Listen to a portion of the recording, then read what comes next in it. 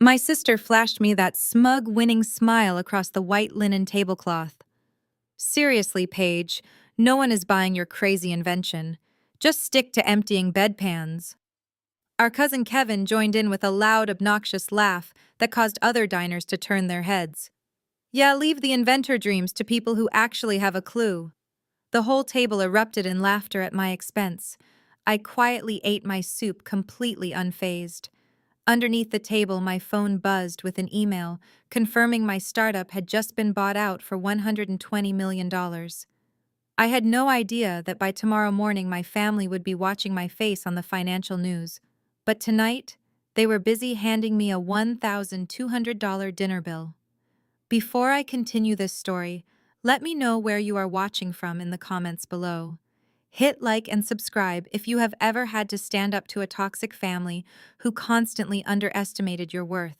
My name is Paige, and at 33 years old, I am a former pediatric nurse who spent the last 3 years building a medical device company from absolute scratch. Growing up in a status-obsessed household in Chicago, Illinois, I was always the designated family disappointment. My older sister Caroline was the golden child. At 35, she was a high-end real estate broker, perfectly manicured, ruthlessly ambitious, and desperately seeking our parents' approval. Tonight was supposed to be a celebration of Caroline selling her first $5 million mansion in the affluent suburbs. My mother Barbara had booked a private dining room at one of the city's most exclusive and expensive steakhouses. The crystal chandeliers cast a warm, elegant glow over the prime rib and premium wine, but the atmosphere at our table was as cold and toxic as ever. Sitting next to Caroline was her husband Derek. He is a highly successful Black African-American corporate lawyer at a prestigious downtown firm, a man who built his career intimidating smaller companies and crushing people with legal jargon. He demanded excellence and looked down on anyone who did not wear a designer suit to work. Across from me sat my cousin Kevin, a 30-year-old self-proclaimed crypto entrepreneur who currently lived in his parents' basement but acted like he was the next tech billionaire. And then there were my parents, Barbara and William, who orchestrated this entire dynamic. They loved pitting Caroline and me against each other, though the game was rigged from the very start. I had arrived at the dinner exhausted, but quietly triumphant. For the past few years, I had poured every ounce of my energy and every spare dollar from my grueling nursing shifts into creating safe slumber. It is a smart fabric crib liner with integrated artificial intelligence sensors specifically designed to monitor an infant's vital signs and prevent sudden infant death syndrome. I taught myself medical product design, navigating complex patents and clinical trials completely on my own. But to my family, it was just a foolish hobby, keeping me from living a normal life. My parents had happily paid for Caroline's out-of-state college tuition and even gifted her a massive down payment for her first luxury condo. Meanwhile, I was forced to take out $60,000 in federal student loans to pay for my nursing degree. I worked night shifts in the pediatric intensive care unit, coming home with aching feet and a heavy heart, only to spend my days researching fabric conductivity and machine learning algorithms. Not once had my family offered a single dime of support. In fact, when I had asked my father for a small loan 2 years ago to help cover the cost of my initial patent filing, he had laughed in my face and told me that banks do not finance daydreams. "You really need to give up this little side project," Paige Caroline said, swirling her expensive reserve Cabernet. "I have a friend who manages an upscale dermatologist's office. They need a head nurse. It is clean work and you would not have to pretend to be some Silicon Valley genius anymore." Derek chuckled, adjusting his custom silk tie. "You know, from a legal standpoint, bringing an untested medical product to market is a liability nightmare. You are just begging to be sued into personal bankruptcy. You should really listen to your sister. She actually understands how the real world operates."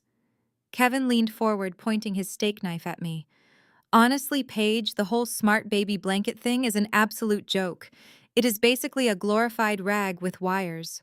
If you want to make real money, you should let me show you how to trade digital assets. I made $5 grand yesterday before lunch.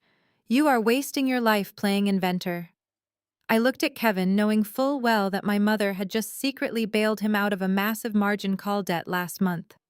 But in this family, Kevin's reckless gambling was considered an entrepreneurial spirit, while my life-saving medical device was considered a delusion. I did not argue. I did not defend myself or try to explain the 3 phases of clinical testing I had just successfully completed. Years of emotional abuse had taught me that trying to seek validation from these people was like trying to draw water from a stone. Instead, I took a calm sip of my sparkling water. As Caroline continued to boast about her real estate commission and how she was planning to upgrade her luxury SUV, I felt a distinct double vibration in my lap. I discreetly glanced down at my phone resting on my napkin. The notification was an email from the lead acquisition attorney at Nexus Health, one of the largest medical technology conglomerates in the country. The subject line read simply, "Execution copies complete." I opened the message. The digital signatures were verified. The massive wire transfer protocols were initiated. Nexus Health had officially acquired Safe Slumber for $120 million. The money would clear my accounts by morning. I stared at the screen, my heart beating a steady, powerful rhythm against my ribs. I was a multimillionaire. I had changed the landscape of pediatric care. I had won. But my family had no idea. To them, I was still just the pathetic younger sister who needed to be put in her place. My father, William, who had been quietly enjoying his prime steak, suddenly wiped his mouth and signaled the waiter. They had ordered 3 bottles of premium wine, huge seafood towers with oysters and lobster tails and dry-aged steaks. I had ordered a simple bowl of soup and a side salad, knowing my checking account was currently overdrawn by $40 because every cent I had was tied up in the final legal fees for the acquisition. When the leather checkbook arrived, my father did not even look at the total.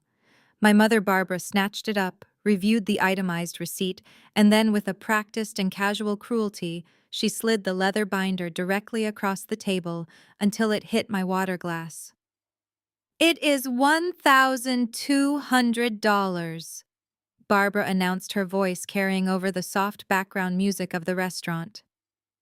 "We think you should pay tonight, Paige. It is the least you can do to congratulate your sister on her massive success, especially since you have been living in your own little fantasy world while she actually achieves things. Plus, you need to learn how to contribute to this family instead of just taking up space at the table." I looked down at the staggering bill, then up at my mother's expectant, challenging stare and Caroline's triumphant smirk. I stared at the leather checkbook resting against my water glass. The ambient noise of the restaurant seemed to fade into a dull hum as the sheer audacity of my mother's demand settled over me. $1,200. They expected me to foot the bill for a feast. I did not want to celebrate a sister who did nothing but belittle me while my own checking account was practically empty.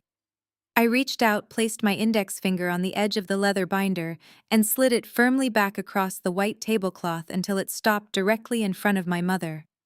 "I am not paying a $1,200 bill for a celebration I was barely invited to," I said, my voice steady and perfectly clear.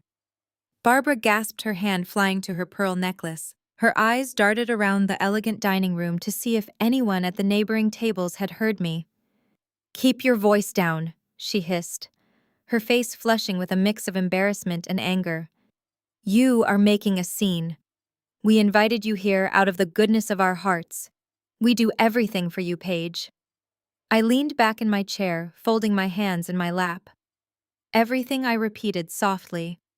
"You mean like constantly criticizing my career choices and calling my invention a rag with wires?" My mother slammed her wineglass down on the table, the dark red liquid sloshing dangerously close to the rim. "You are so incredibly selfish," she snapped, abandoning her hushed tone entirely. "You know perfectly well I had to take out a second mortgage on our house last month. I had to drain a huge portion of my retirement savings to cover Kevin's massive margin call. He was drowning in crypto debt. Family helps family, Paige. You cannot even buy us one single dinner to celebrate your own sister selling a $5 million mansion." Kevin shifted uncomfortably in his seat, but quickly puffed out his chest. Hey, the market was volatile, he muttered defensively. It is an investment in decentralized finance. You just do not understand Web3 Page. You have to spend money to make money. I looked directly at my cousin, feeling a cold, clinical detachment replace the years of hurt. An investment, I echoed, my tone laced with absolute precision. Mom leveraged her primary residence and gutted her financial security to cover your reckless gambling, Kevin. And you have the nerve to call me selfish. Let us talk about family helping family. Let us talk about where this profound family loyalty was when I turned 18. I turned my gaze back to my mother and father. When I got accepted into my nursing program, you completely cut me off. You forced me to take out $60,000 in federal student loans. You told me that I needed to build character. You said paying my own way would teach me the value of hard work. William scowled, gripping his steak knife.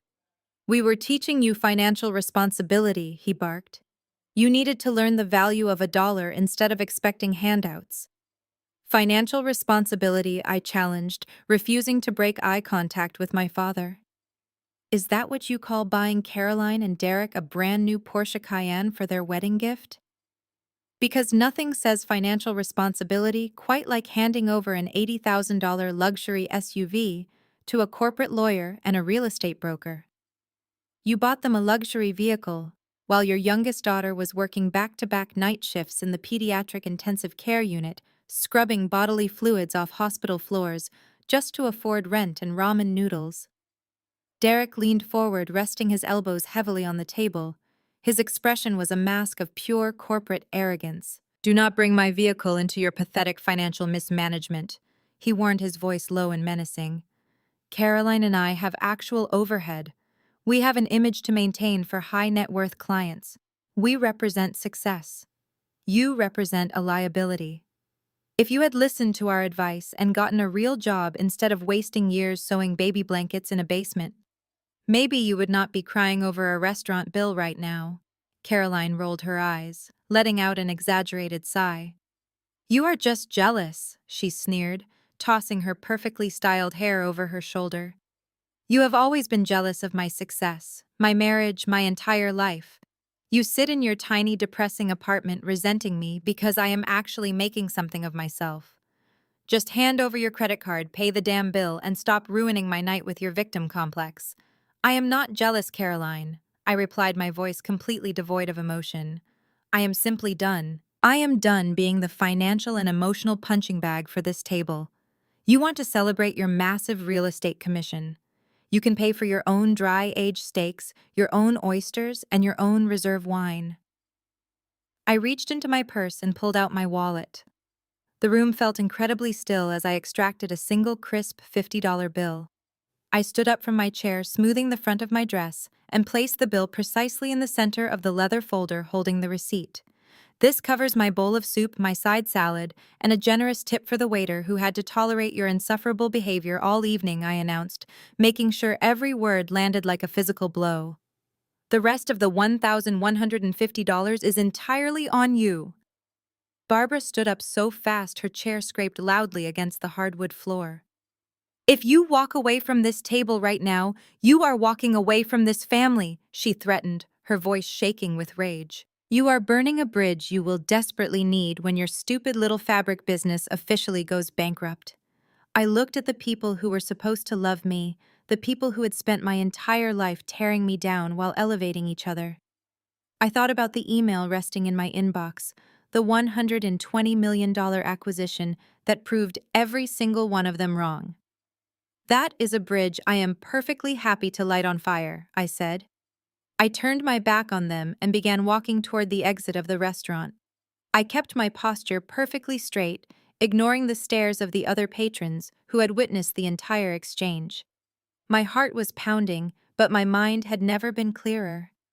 As I reached the grand mahogany doors of the dining room, my father's voice boomed behind me, echoing across the elegant space. "Walk out that door, Paige!" he shouted, his tone dripping with absolute venom. "But do not ever come back begging for money from this house when you inevitably fail." I walked out into the cool Chicago night air, leaving the grand mahogany doors of the steakhouse behind me.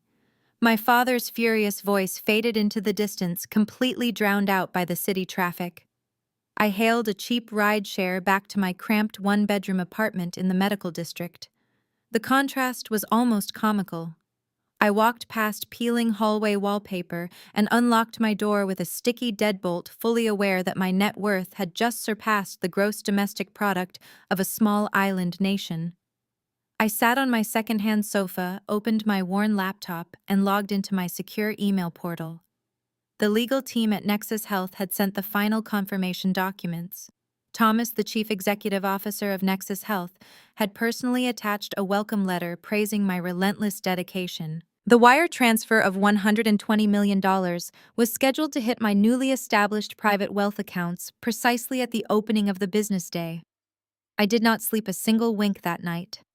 I sat by the window watching the city skyline, feeling the heavy, suffocating armor of my past trauma finally crack and fall away. At exactly 6 o'clock in the morning, the strict non-disclosure agreements expired, and the press embargo officially lifted. I refreshed my browser. The Wall Street Journal financial section updated instantly. Right at the top of the page in bold black letters, the headline read, "Former pediatric nurse sells smart fabric startup, safe slumber, to medical giant Nexus Health for $120 million. A second tab open to Forbes featured my professional headshot with a similar headline praising the revolutionary artificial intelligence sensor technology I had designed. The articles detailed how my invention would drastically reduce the rates of sudden infant death syndrome nationwide. The journalists highlighted my background, emphasizing how I worked exhausting 12-hour night shifts at the hospital while completely self-funding the initial prototypes. They detailed my relentless pursuit of clinical trials and FDA approvals, proving my invention was a genuine medical breakthrough. There was absolutely no mention of a supportive family. There was no mention of Caroline and her luxury real estate deals, or Kevin and his crypto gambling. The narrative was entirely my own. It was a story of pure, unadulterated success, built on grit and absolute independence. Before I could even finish reading the second paragraph, my phone lit up on the kitchen counter. It started with a single text message from Caroline, then another. Then a barrage of notifications that made the device violently vibrate against the cheap laminate countertop. I picked it up and watched the screen cascade with incoming calls. First came my mother Barbara, then Derek, then my father William. I ignored every single one of them, letting them go straight to voicemail. The text messages were a fascinating study in human hypocrisy. At 2:00 in the morning, Caroline had sent a vitriolic message calling me an ungrateful failure who humiliated the family over a cheap bowl of soup. But the message she sent at 6:05 was completely different. It read, "Paige, oh my God, I just saw the news. We need to talk right now. I am so incredibly proud of my brilliant little sister. Call me back immediately." Then came a frantic text from Derek, the same arrogant corporate lawyer who had threatened and belittled me just 12 hours ago. "Paige, huge congratulations on the Nexus Health acquisition," his message read. "We need to structure your wealth management immediately to avoid massive capital gains taxes. As your brother-in-law and legal counsel at Harrison and Mitchell, I am clearing my entire schedule to discuss your asset protection strategy." It was absolutely sickening. When I was a struggling nurse, I was a liability they wanted to banish from their site. Now that I possessed 9 figures of liquid capital, I was suddenly their dearest family member and a prime corporate client. Kevin also chimed in, texting Paige, "Cousin, I always knew you would make it big. Listen, I am in a tight spot, and I need a tiny $500,000 loan to cover my margin. Call it as basically pocket change to you now." Barbara left 3 consecutive voicemails, her voice trembling with forced maternal affection, begging me to come back to their house for a proper celebration breakfast, because family should always stick together. I did not feel an ounce of guilt. I felt a profound, chilling clarity. I tapped the screen, switched my phone to Do Not Disturb mode, and tossed it onto the sofa. I walked into my tiny kitchenette, ground my favorite coffee beans, and brewed a fresh cup of dark roast. The rich aroma filled the small space, grounding me in the reality of my absolute victory. I stood by the window, wrapping my hands around the warm ceramic mug, taking a slow, deliberate sip.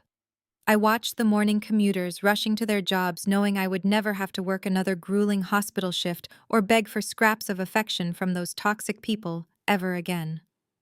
I was finally free. But the peaceful silence in my apartment was violently shattered.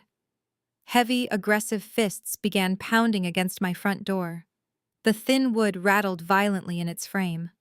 The doorbell buzzed incessantly, creating a frantic, piercing noise that echoed off the walls.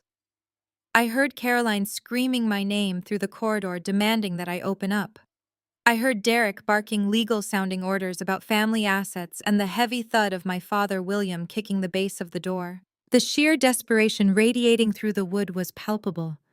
They had tracked me down to my cheap apartment complex, a place they had previously refused to visit because it was not in a prestigious neighborhood. They had not come to apologize for last night. They had not come to celebrate my achievements. They had come to collect their perceived share of my fortune, and they were willing to break down my front door to get it. I took another calm sip of my coffee, feeling a cold smile stretch across my face. The war had just begun. The pounding against my cheap laminate door did not stop. It only grew louder, accompanied by the sound of my father William demanding that I open up this instant. I took one final deliberate sip of my dark roast coffee. I set the mug down on the kitchen counter, smoothed the front of my simple sweatpants, and walked slowly toward the entryway. I did not rush. They had made me wait my entire life for a single ounce of validation. They could wait a few more seconds in a dingy apartment corridor. I unfastened the sticky deadbolt and pulled the door open. My mother Barbara practically lunged across the threshold. Her face was a masterclass in theatrical emotion. Tears streamed down her cheeks, carefully avoiding her expensive makeup, as she threw her arms wide open, trying to pull me into a suffocating embrace. "My brilliant girl," she cried out, her voice loud enough for my entire floor to hear. "I knew it. I always knew you were a genius. You are the absolute pride of this family, Paige. We are just so incredibly thrilled for you." I stepped back, entirely avoiding her physical touch. Her arms fell awkwardly to her sides, but she instantly recovered, plastering on a blinding synthetic smile. She acted as if the events of last night had never occurred. She acted as if she had not just demanded I pay a $1,200 steakhouse bill while calling me a useless burden to society. Before Barbara could launch into another rehearsed monologue about maternal intuition, my sister Caroline pushed her way into my small living room. Caroline was dressed in a sharp designer blazer, clearly having rushed over straight from her real estate agency. She did not offer a hug or even a basic congratulations. Instead, she slammed a thick, glossy folder down onto my worn coffee table. "Listen to me, Paige," Caroline said, her eyes practically gleaming with dollar signs. "You cannot stay in this absolute dump for another minute. You are a centimillionaire now. You need an estate that reflects your new tax bracket. I have already compiled a premium portfolio of off-market properties. I am talking Beverly Hills, Bel Air, Malibu, oceanfront. We can secure a $15 million compound by the end of the week. I will be your exclusive buying agent, of course. My standard commission is 5%, which is perfectly reasonable for high net worth transactions, and keeping the wealth within the family is exactly what we need to do right now." I stared at the glossy brochures spilling across my table. Caroline was literally trying to extract a $750,000 commission out of my success before the wire transfer had even fully settled in my account. Her entitlement was staggering. "And let us not forget about our living situation," my father William chimed in, squeezing past Caroline to stand in the center of my cramped living room. "Your mother and I are getting older, Paige. That house is too much to maintain, especially with the second mortgage we took out to save your cousin Kevin. Since you are suddenly flush with cash, it only makes sense for you to buy us a suitable retirement property in Florida. Nothing too flashy, maybe just a $5 million beachfront condo. Family takes care of family after all." I looked at the three of them. I let the sheer, unadulterated audacity of their demands hang in the stale air of my apartment. They had completely bypassed any semblance of genuine joy for my achievement and went straight to dividing up the spoils. "There is no we," I said, my voice completely flat and devoid of any familial warmth. "And there is absolutely no our money." Barbara gasped, clutching her chest as if I had physically struck her. "Paige, how can you say that?" she whimpered, squeezing out another fake tear. "We are your family. We raised you. We pushed you to achieve greatness. If we had not been tough on you, if we had not taught you independence, you never would have had the drive to invent this baby monitor thing. You owe your work ethic to us." I laughed. It was a cold, sharp sound that made William flinch. "Tough love," I echoed. "You call forcing me to take on $60,000 in student debt while you bought Caroline a luxury car tough love. You call mocking my invention a rag with wires just 12 hours ago pushing me to greatness. You people did not build my work ethic. My work ethic was built out of sheer survival because I knew I had absolutely no one in the world to rely on but myself." Caroline slammed her hand against the coffee table. "You are being ridiculously petty, Paige." She snapped her real estate broker facade, completely cracking. "You just made $120 million. Buying us a few houses is literally a drop in the bucket for you. Stop being a selfish brat and share the wealth. You owe us for putting up with your miserable attitude all these years." "I owe you nothing," I stated, stepping forward and pointing directly at my open front door. "Pick up your ridiculous brochures, Caroline. Take your fake tears, Barbara, and get out of my apartment. All of you. Right now, before I call the police and have you escorted off the premises for trespassing." The temperature in the room plummeted. The warm, congratulatory masks completely melted away, revealing the raw, venomous greed underneath. Barbara's fake tears vanished instantly, her face contorted into a vicious sneer. William puffed out his chest, his face turning an angry shade of red, screaming that I was an ungrateful child who deserved to be cursed. Caroline glared at me with pure, unadulterated hatred, realizing her $1 million commission was entirely out of reach. But then the dynamic shifted once more. Derek, who had been standing silently in the hallway the entire time, finally stepped over the threshold. He adjusted the cuffs of his expensive tailored suit, his face entirely devoid of emotion. The black corporate lawyer did not look like a brother-in-law. He looked like a predator cornering his prey. He casually walked over to my coffee table, shoving Caroline's real estate brochures aside. He placed his premium leather briefcase down and popped the dual combination locks with a loud, authoritative click. "If you want to play hardball." "Paige, we can absolutely play hardball," Derek said, his deep voice dripping with legal menace. He reached into the briefcase and slowly pulled out a thick stack of formal legal documents, placing them squarely in front of me. "Let us see how confident you feel when your entire buyout gets frozen by the federal courts." I stared at the thick stack of legal documents Derek had just slammed onto my coffee table. The bold black letters across the top page read, "Cease and desist." The embossed logo of Harrison and Mitchell, his prestigious corporate law firm, gleamed menacingly in the poor lighting of my living room. The sheer weight of the paper seemed to suck the remaining oxygen out of the space. My father, William, crossed his arms over his chest, his red face transforming from furious to smugly triumphant in a matter of seconds. My mother, Barbara, stopped her fake crying entirely, a cold and predatory gleam replacing her theatrical tears. Caroline simply crossed her arms and offered me a venomous, satisfied smile. Derek unbuttoned his suit jacket with a practiced, deliberate motion, projecting the absolute authority of a man used to terrifying small business owners into submission. He did not look at me like family. He looked at me like a hostile corporate takeover target.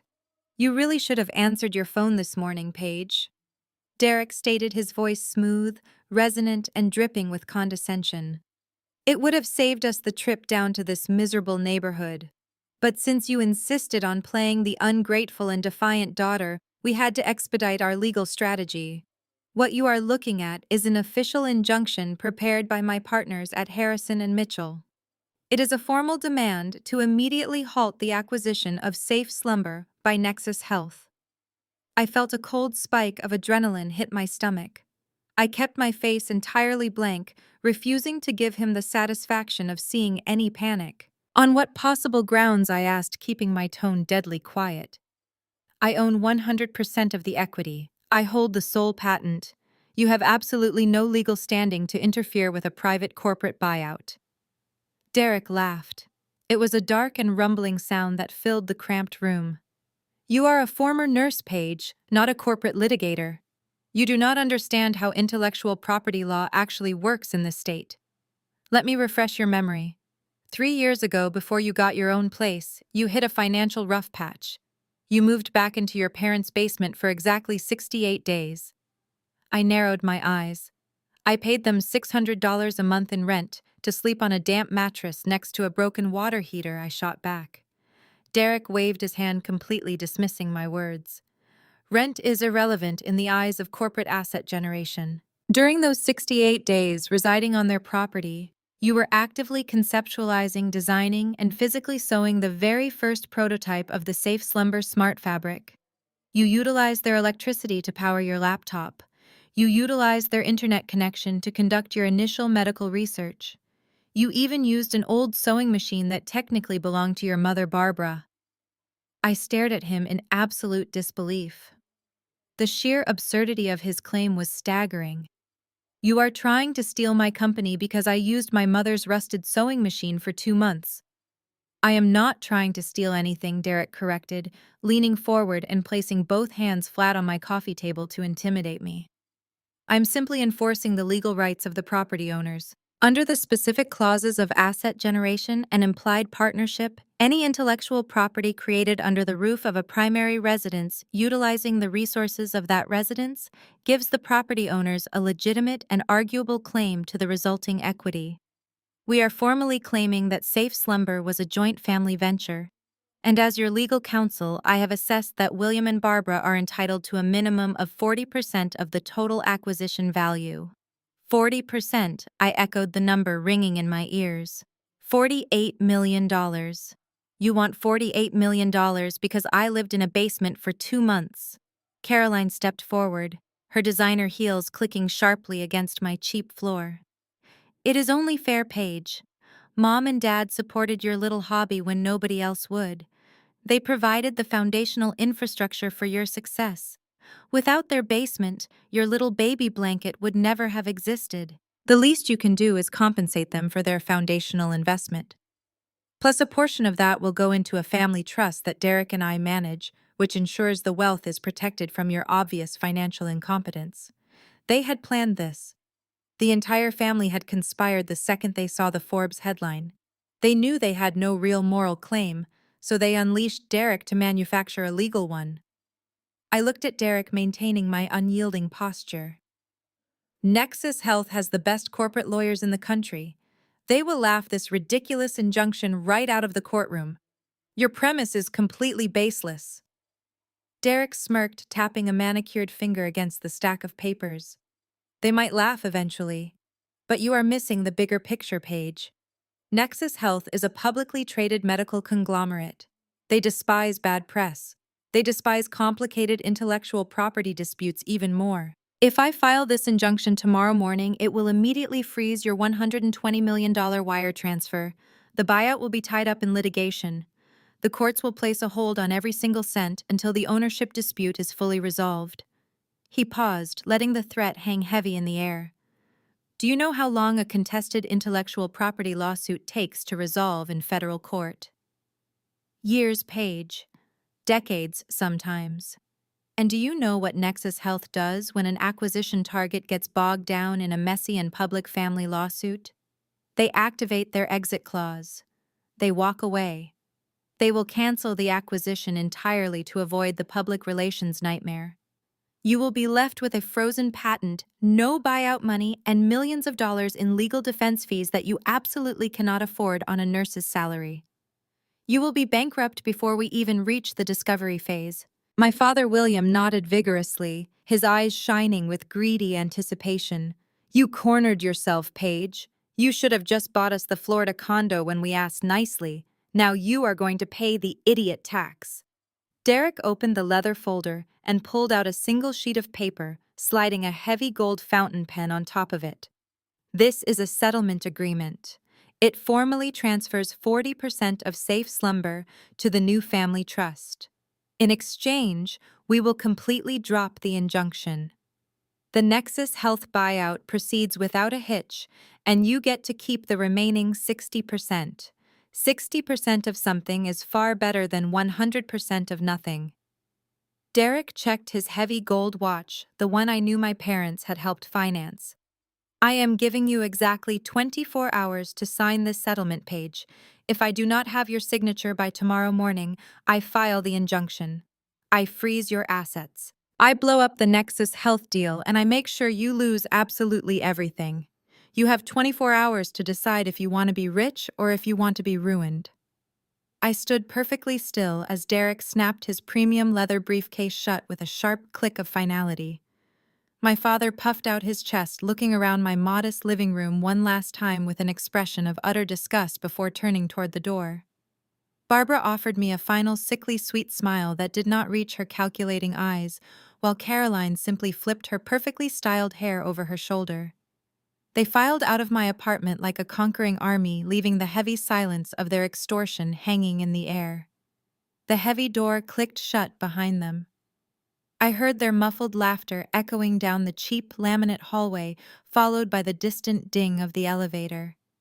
They genuinely believed they had outsmarted me. They thought their aggressive corporate bullying had backed a helpless nurse into a corner. I waited until the faint sound of the elevator doors closing reached my ears. Then I lifted my left wrist.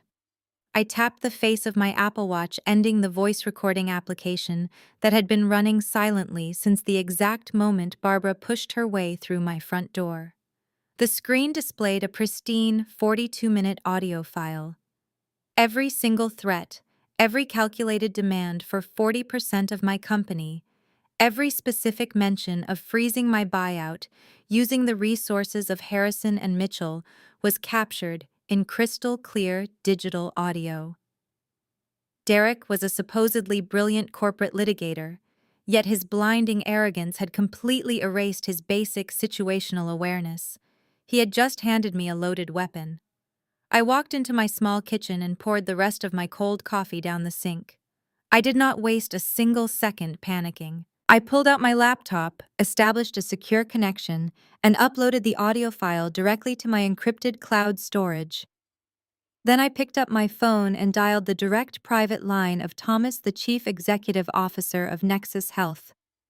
I had only spoken to him twice during the final acquisition negotiations, but he had explicitly told me to call him day or night if any complications arose with the transfer. The phone rang exactly twice before he answered. Page Thomas said, his voice carrying the calm, commanding resonance of a man who managed a global medical empire. The wire transfer is scheduled to clear your accounts shortly. I trust everything is proceeding smoothly on your end. There has been a slight complication, Thomas first replied, keeping my voice entirely devoid of panic or emotion. I am currently facing an active extortion attempt regarding the Safe Slumber intellectual property. A corporate attorney is threatening to file a fraudulent injunction to freeze the buyout unless I sign over $48 million to my family. He gave me a 24-hour ultimatum. The silence on the other end of the line was absolute, but it was not the silence of shock. It was the silence of a predator calculating its next move. "Who is the attorney?" Thomas asked, his tone dropping an octave into something dangerously sharp. "His name is Derek," I stated clearly. "He is my brother-in-law. He is using his position as a corporate litigator at Harrison and Mitchell to threaten Nexus Health with a public intellectual property dispute to force my compliance. I have a 42-minute crystal-clear audio recording of the entire extortion attempt, including his explicit threats to derail this acquisition. Do not sign a single document, Page Thomas ordered immediately. Do not respond to any of their communications. I am bringing our chief legal officer into a secure conference room right now. We are going to establish a secure link. I want you to send that audio file directly to my private server." Within 3 minutes, I was connected to a high-level video conference. Thomas sat at the head of a massive glass table in the Nexus Health headquarters. Beside him sat their chief legal officer, a formidable woman named Patricia, who looked like she chewed up amateur attorneys for breakfast. I transmitted the file. We sat in silence as the high-definition speakers in their boardroom played back the entire miserable encounter. They listened to Barbara crying her fake tears. They listened to Caroline demanding a Beverly Hills mansion. Most importantly, they listened to Derek explicitly detailing how he would leverage his law firm to maliciously freeze the Nexus Health buyout to extort 40% of the equity. When the recording ended, the boardroom was dead silent. Patricia folded her hands on the glass table, her eyes gleaming with a terrifying intensity. "This is not just simple extortion, Paige," Patricia said, her voice sharp and precise. "This is a severe violation of professional legal ethics. He is openly admitting to filing a frivolous and fraudulent injunction solely for personal financial gain. He is attempting to weaponize the legal system against a legitimate corporate acquisition." Thomas leaned back in his chair, tapping a pen against the desk. "Harrison and Mitchell," he repeated softly, a slow, dangerous smile spreading across his face. "Patricia, pull up our external counsel retaining records for the current fiscal quarter." I watched through the video feed as Patricia quickly typed into her tablet. Her eyes scanned the data before she looked up, a look of sheer, unadulterated triumph washing over her features. She turned her tablet toward Thomas, highlighting a specific line of corporate data. "Well," Thomas said, looking back at the camera with an expression of absolute corporate ruthlessness, "it seems your brother-in-law, Derek, has made a catastrophic miscalculation, Paige. He is so focused on stealing your money that he completely failed to run a basic conflict check on the acquiring company." "What did you find?" I asked, feeling the anticipation building in my chest. Patricia leaned into the microphone. "Harrison and Mitchell is not just some random law firm, Paige. They are one of our primary external legal vendors. Nexus Health constitutes a massive portion of their annual billing. Derek is a junior partner at a firm that is actively retained by us. He just recorded himself threatening to maliciously sabotage the multi-million-dollar acquisition of his own firm's largest client for his personal extortion scheme." Thomas steepled his fingers, the dangerous smile never leaving his face. "We do not just have him on extortion, Paige. We have him on a massive career-ending conflict of interest. He wants to play hardball with 24-hour ultimatums. Let us show him how the major leagues actually operate. Bring your family to our headquarters tomorrow morning for the final signing. Tell them you are ready to surrender. We are going to build a perfect trap." I did not reply to Derek and his ultimatum immediately. Total radio silence was part of the strategic counterattack Thomas and Patricia had devised at Nexus Health. We needed to give their corporate legal team the necessary hours to prepare the trap. But my deliberate lack of response drove my family into a frantic frenzy. They expected me to cave, to beg, to negotiate for my own company. When 24 hours passed without a single text message or panicked phone call from me, Caroline decided to escalate the war. If their fraudulent legal threats were not working fast enough behind closed doors, my golden child sister would weaponize public opinion to force my hand. By Tuesday evening, my phone began pinging with notifications from a completely unexpected source. Caroline had booked herself as an emergency guest on City Truths, one of the most downloaded and influential podcasts in the Chicago area. The host was notorious for digging into the personal lives of local elites and stirring up massive controversies. I sat on my faded secondhand sofa, pulled up the audio stream, and listened to my sister deliver the theatrical performance of a lifetime. Her voice was thick with manufactured grief and perfectly timed sobs.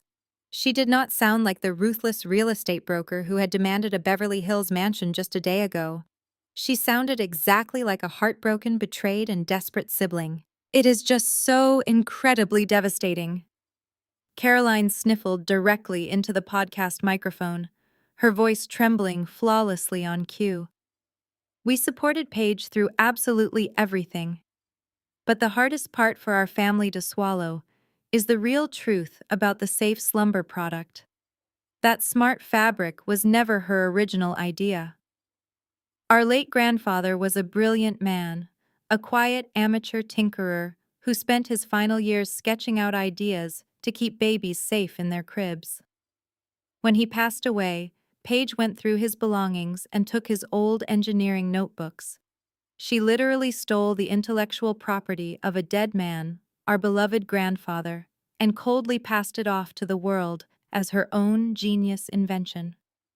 The podcast host gasped audibly, completely eating out of the palm of her hand. Caroline pushed further, twisting the knife with calculated precision. And now that she has secured this massive $120 million buyout from Nexus Health, she has completely abandoned us. My mother Barbara is suffering from severe undiagnosed health issues. The medical bills are piling up fast. My father William is drowning in debt just trying to keep the family afloat and keep a roof over our heads. We begged Paige for just a tiny fraction of her new wealth to pay for our mother's urgent hospital treatments. She looked us dead in the eye and told us she did not care if we ended up homeless on the street. It was a masterful, purely evil lie. My grandfather had been a local postal worker, not a medical inventor, and he had died when I was only 4 years old. My mother Barbara was perfectly healthy, spending her days drinking wine at the country club, not languishing in a hospital ward. But the internet does not care about facts or basic logic. The internet only cares about viral outrage. Within hours of the broadcast, the podcast clip went completely viral across every major social media platform. The hashtag #CancelPage began trending nationwide. Keyboard warriors and moral crusaders descended upon my digital life like a swarm of angry locusts. My professional inbox was instantly flooded with vitriolic hate mail. People I had never met in my entire life were calling me a fraud, a thief, and a sociopath. Parenting blogs that had heavily praised the safe slumber monitor just a day ago were suddenly publishing furious editorials demanding that Nexus Health immediately cancel the acquisition and investigate the true origins of the patent. Influencers posted angry reaction videos, analyzing Caroline's fake tears and declaring me the ultimate greedy corporate villain. The court of public opinion had tried and convicted me without a single shred of actual evidence. My family was trying to burn my reputation to ash so I would surrender. The digital mob quickly bled into the real physical world. By Wednesday morning, my quiet apartment complex was no longer a safe sanctuary. I looked out my second-floor window and saw 3 different local news vans parked illegally along the curb.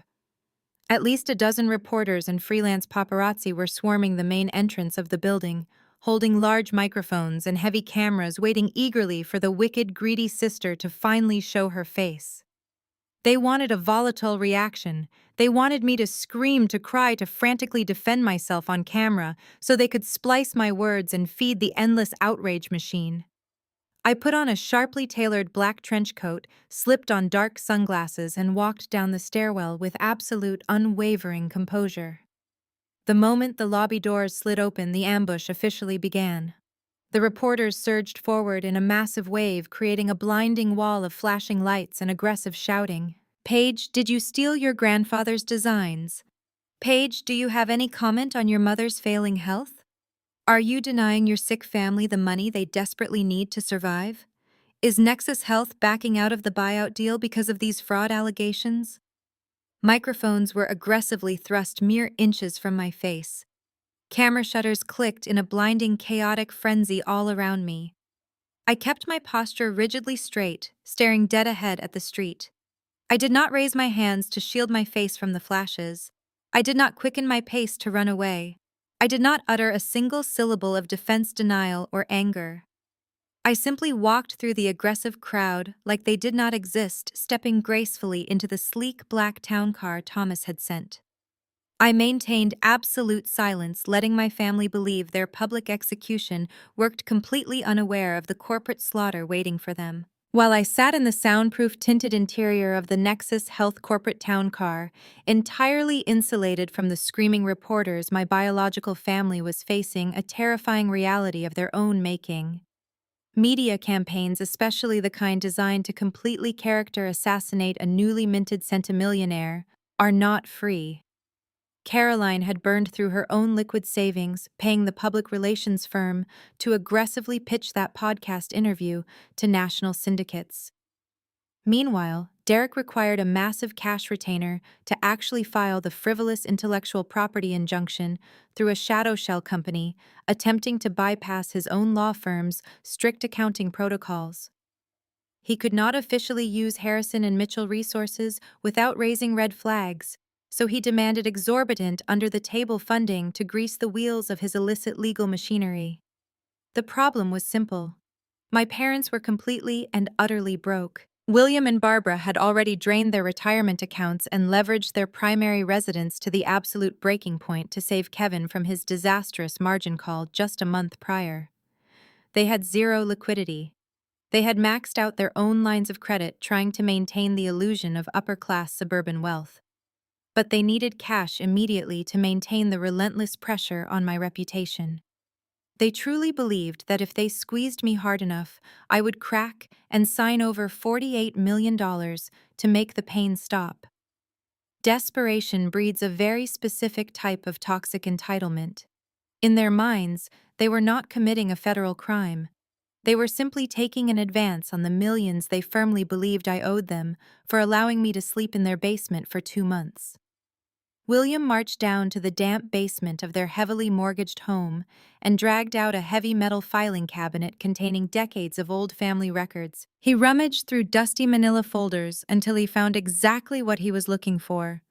It was a faded yellow envelope containing my original birth certificate and the physical blue and white card bearing my social security number. They had kept it locked away since I was a child. Barbara did not hesitate for a single second. She sat at her pristine dining room table, opened her sleek laptop, and began systematically typing my highly sensitive federal identification data into premium banking portals. I had spent the last decade living incredibly frugally, working grueling hospital shifts, paying my student loans on time every single month, and never carrying a balance. My credit score was an absolutely immaculate 810. I was a prime target for premium financial products.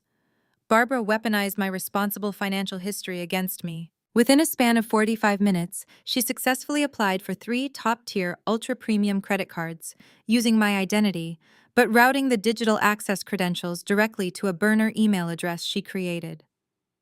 Because of my pristine credit history and the sudden explosion of news regarding my massive corporate buyout, the automated banking algorithms approved the applications instantaneously. The banks issued immediate digital card numbers while the physical plastic was being mailed to their suburban address. William and Barbara now had access to a combined credit limit of $150,000. They did not just make regular purchases. They executed maximum cash advances, happily absorbing the astronomical interest rates and cash advance penalties because they arrogantly assumed I would be paying the final bill with my Nexus Health buyout money. They siphoned the stolen funds with ruthless, breathtaking speed. They immediately wired $50,000 to a stealth offshore account controlled entirely by Derek. He desperately needed that untraceable capital to pay off corrupt private investigators and file the fraudulent intellectual property injunction without his managing partners discovering the massive conflict of interest.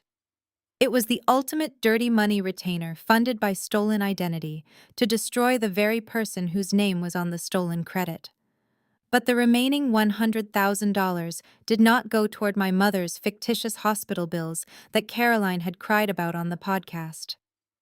Barbara transferred every single cent of that stolen credit to my cousin Kevin. He had convinced my parents that he had exclusive insider access to an unregulated, decentralized finance token launch. Kevin promised William and Barbara that if they gave him the remaining cash advance, he could quadruple the money overnight in the volatile crypto markets. He swore he would pay off the fraudulent credit cards before the first billing cycle even generated, leaving them with pure profit and leaving me completely oblivious to the massive financial theft. They let a degenerate gambler take $100,000 of my stolen credit because their greed had entirely eclipsed their sanity. They were no longer just toxic family members acting out of spite. They were active, coordinated felons engaged in a high-stakes federal conspiracy involving wire fraud, identity theft, and financial manipulation. They felt invincible, entirely blinded by the allure of my sudden wealth and their own toxic narcissism. I was sitting safely inside a highly secure luxury hotel suite booked under a corporate pseudonym by the Nexus Health Security Team. The room was perfectly quiet, a stark contrast to the media circus raging outside my old apartment building. I had just finished reviewing the final acquisition transfer protocols on my encrypted laptop. I took a deep breath, feeling a profound sense of peace wash over my tired muscles. But then the absolute silence of the hotel suite was broken by a sharp, urgent chime from my personal cell phone. I picked up the device from the glass coffee table, the screen illuminated with a bright red notification banner. It was an automated emergency alert from the Federal Credit Monitoring Bureau I had enrolled in years ago. The text message read exactly as follows: Urgent fraud alert. 3 new premium credit accounts have been opened using your Social Security number in the last 2 hours. Maximum cash advances totaling $150,000 have been executed. If you did not authorize these transactions, please contact the Federal Fraud Department immediately. I stared at the glowing red text, feeling a slow, dangerous smile curve across my lips. They had just handed me the key to their absolute destruction. I stared at the glowing red text on my phone screen. Any normal person would have panicked. A year ago, I would have immediately called my mother, screaming through the receiver, demanding to know how she could betray her own daughter. I would have cried. I would have begged them to cancel the fraudulent cards before my credit was destroyed. But the woman who used to cry over their cruelty died the moment I signed the Nexus Health acquisition papers. I did not shed a single tear. I did not dial Barbara's number. I did not give them the satisfaction of a panicked reaction. Instead, I calmly walked over to my encrypted laptop and opened a secure communication channel with the Financial Crimes Division of my primary bank. Because my net worth had just skyrocketed to 9 figures, I was no longer routed to a standard customer service queue. I was immediately connected to a senior executive fraud investigator named Director Cole.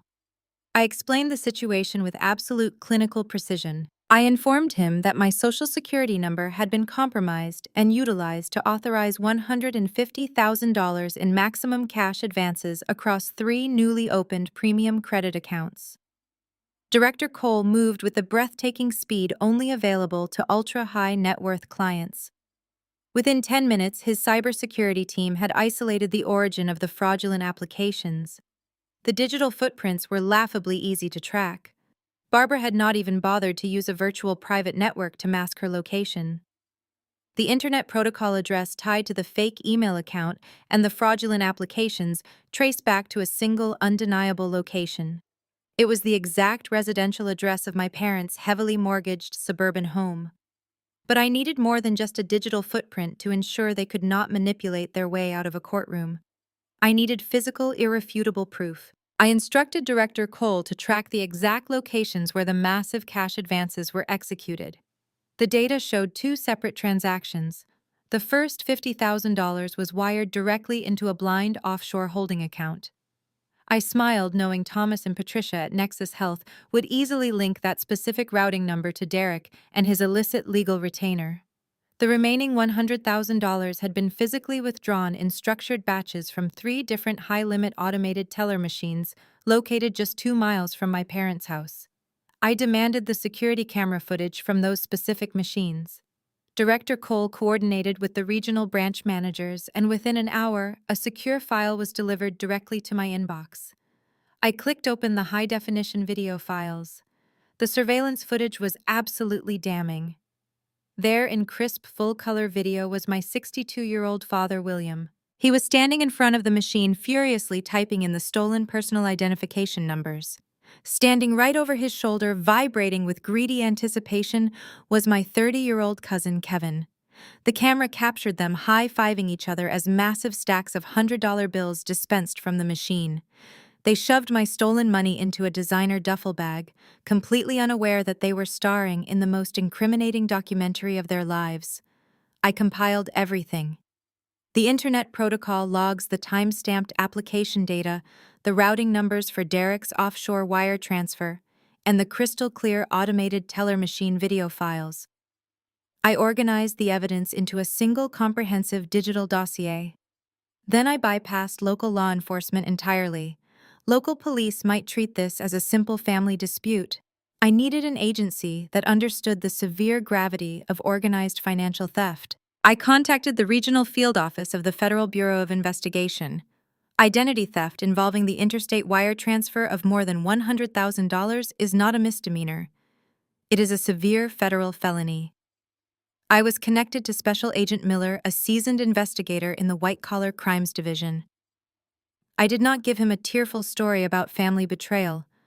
I gave him a meticulously organized portfolio of federal crimes. I provided the evidence of wire fraud, criminal conspiracy, and aggravated identity theft. I handed over the 42-minute audio recording of Derek actively trying to extort $48 million from a major corporate acquisition using his law firm's resources.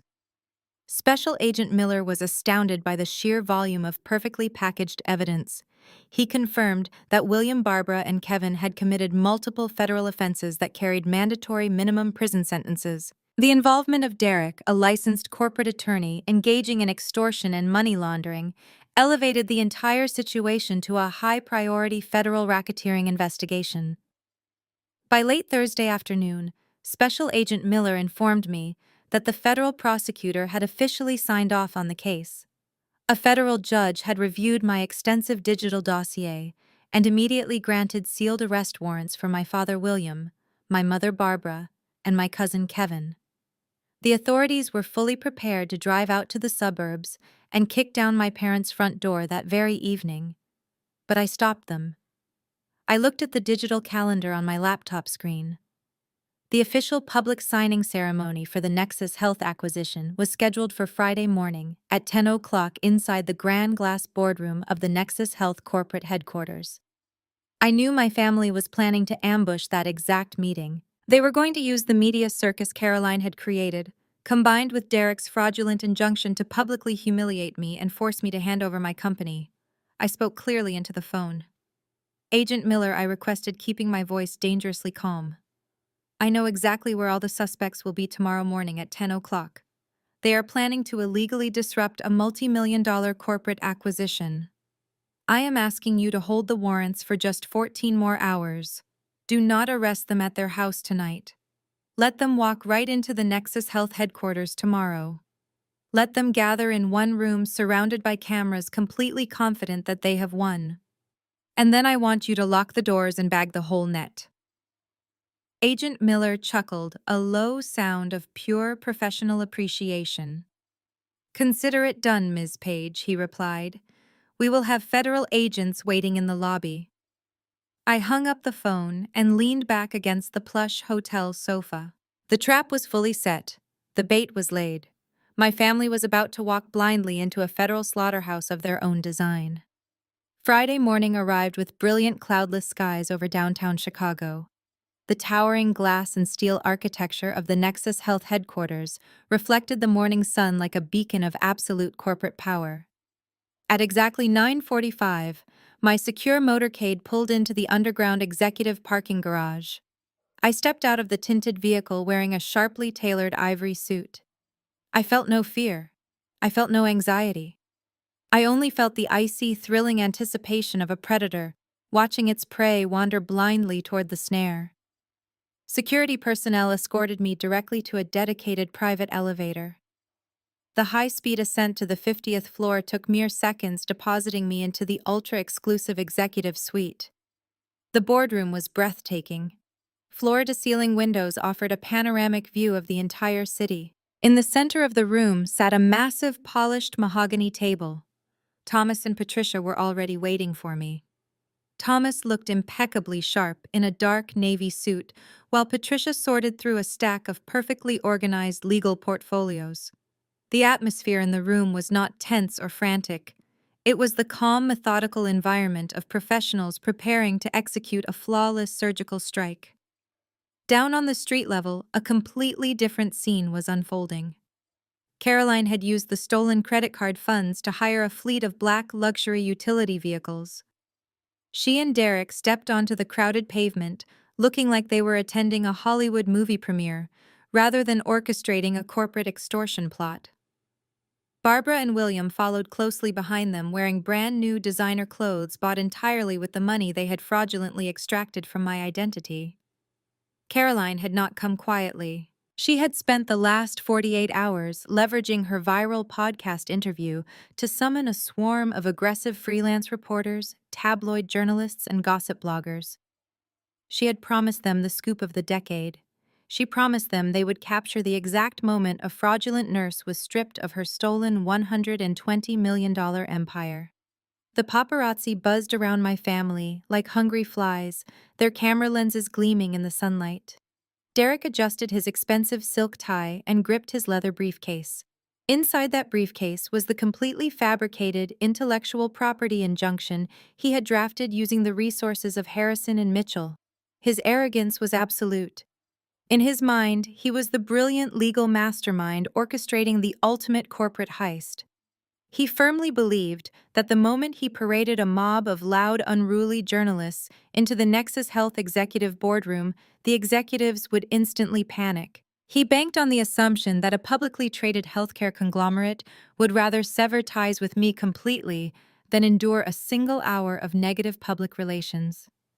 William puffed out his chest completely, ignoring the fact that federal arrest warrants bearing his name were already signed and sealed.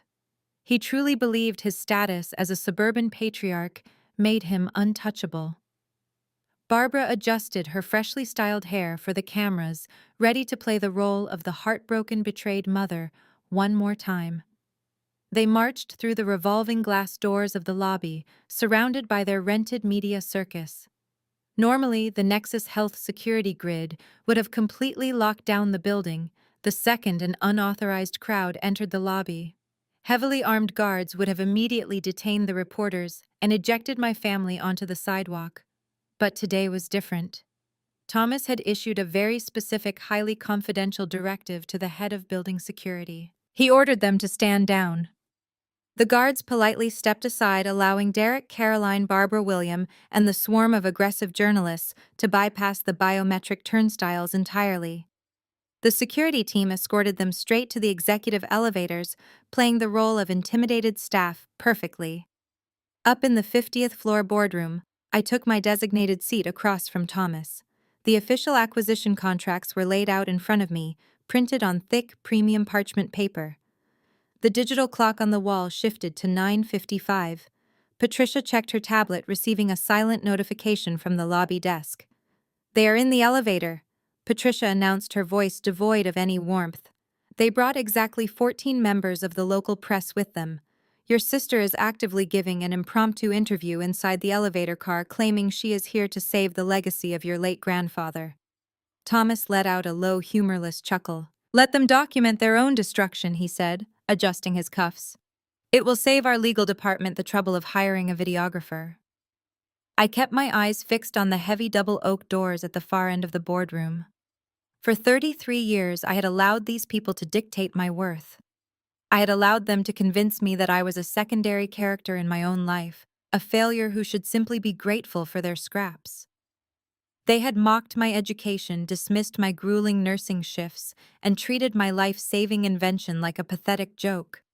Now, blinded by their toxic greed, they were marching right into the center of federal and corporate jurisdiction, holding all the evidence necessary to lock themselves away for years. The digital clock clicked to 10:00. The elevator chime echoed faintly down the marble corridor. I could hear the approaching stampede of heavy footsteps. I could hear the muffled, aggressive shouting of reporters jockeying for the best camera angles. I could hear Derek's booming voice directing the crowd, ordering them to keep their lenses focused directly on me the moment the doors opened. He wanted to capture my face, crumbling in absolute terror. They thought they were the executioners arriving at the scaffold.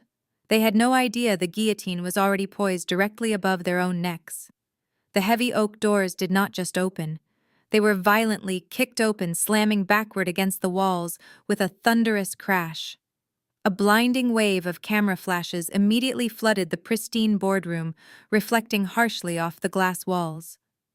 Derek strode confidently into the room, first wielding his leather briefcase like a weapon. Caroline flanked him on the right, her face twisted into a mask of righteous fury, while Barbara and William marched in right behind them, completely surrounded by a chaotic swarm of flashing cameras and shouting journalists.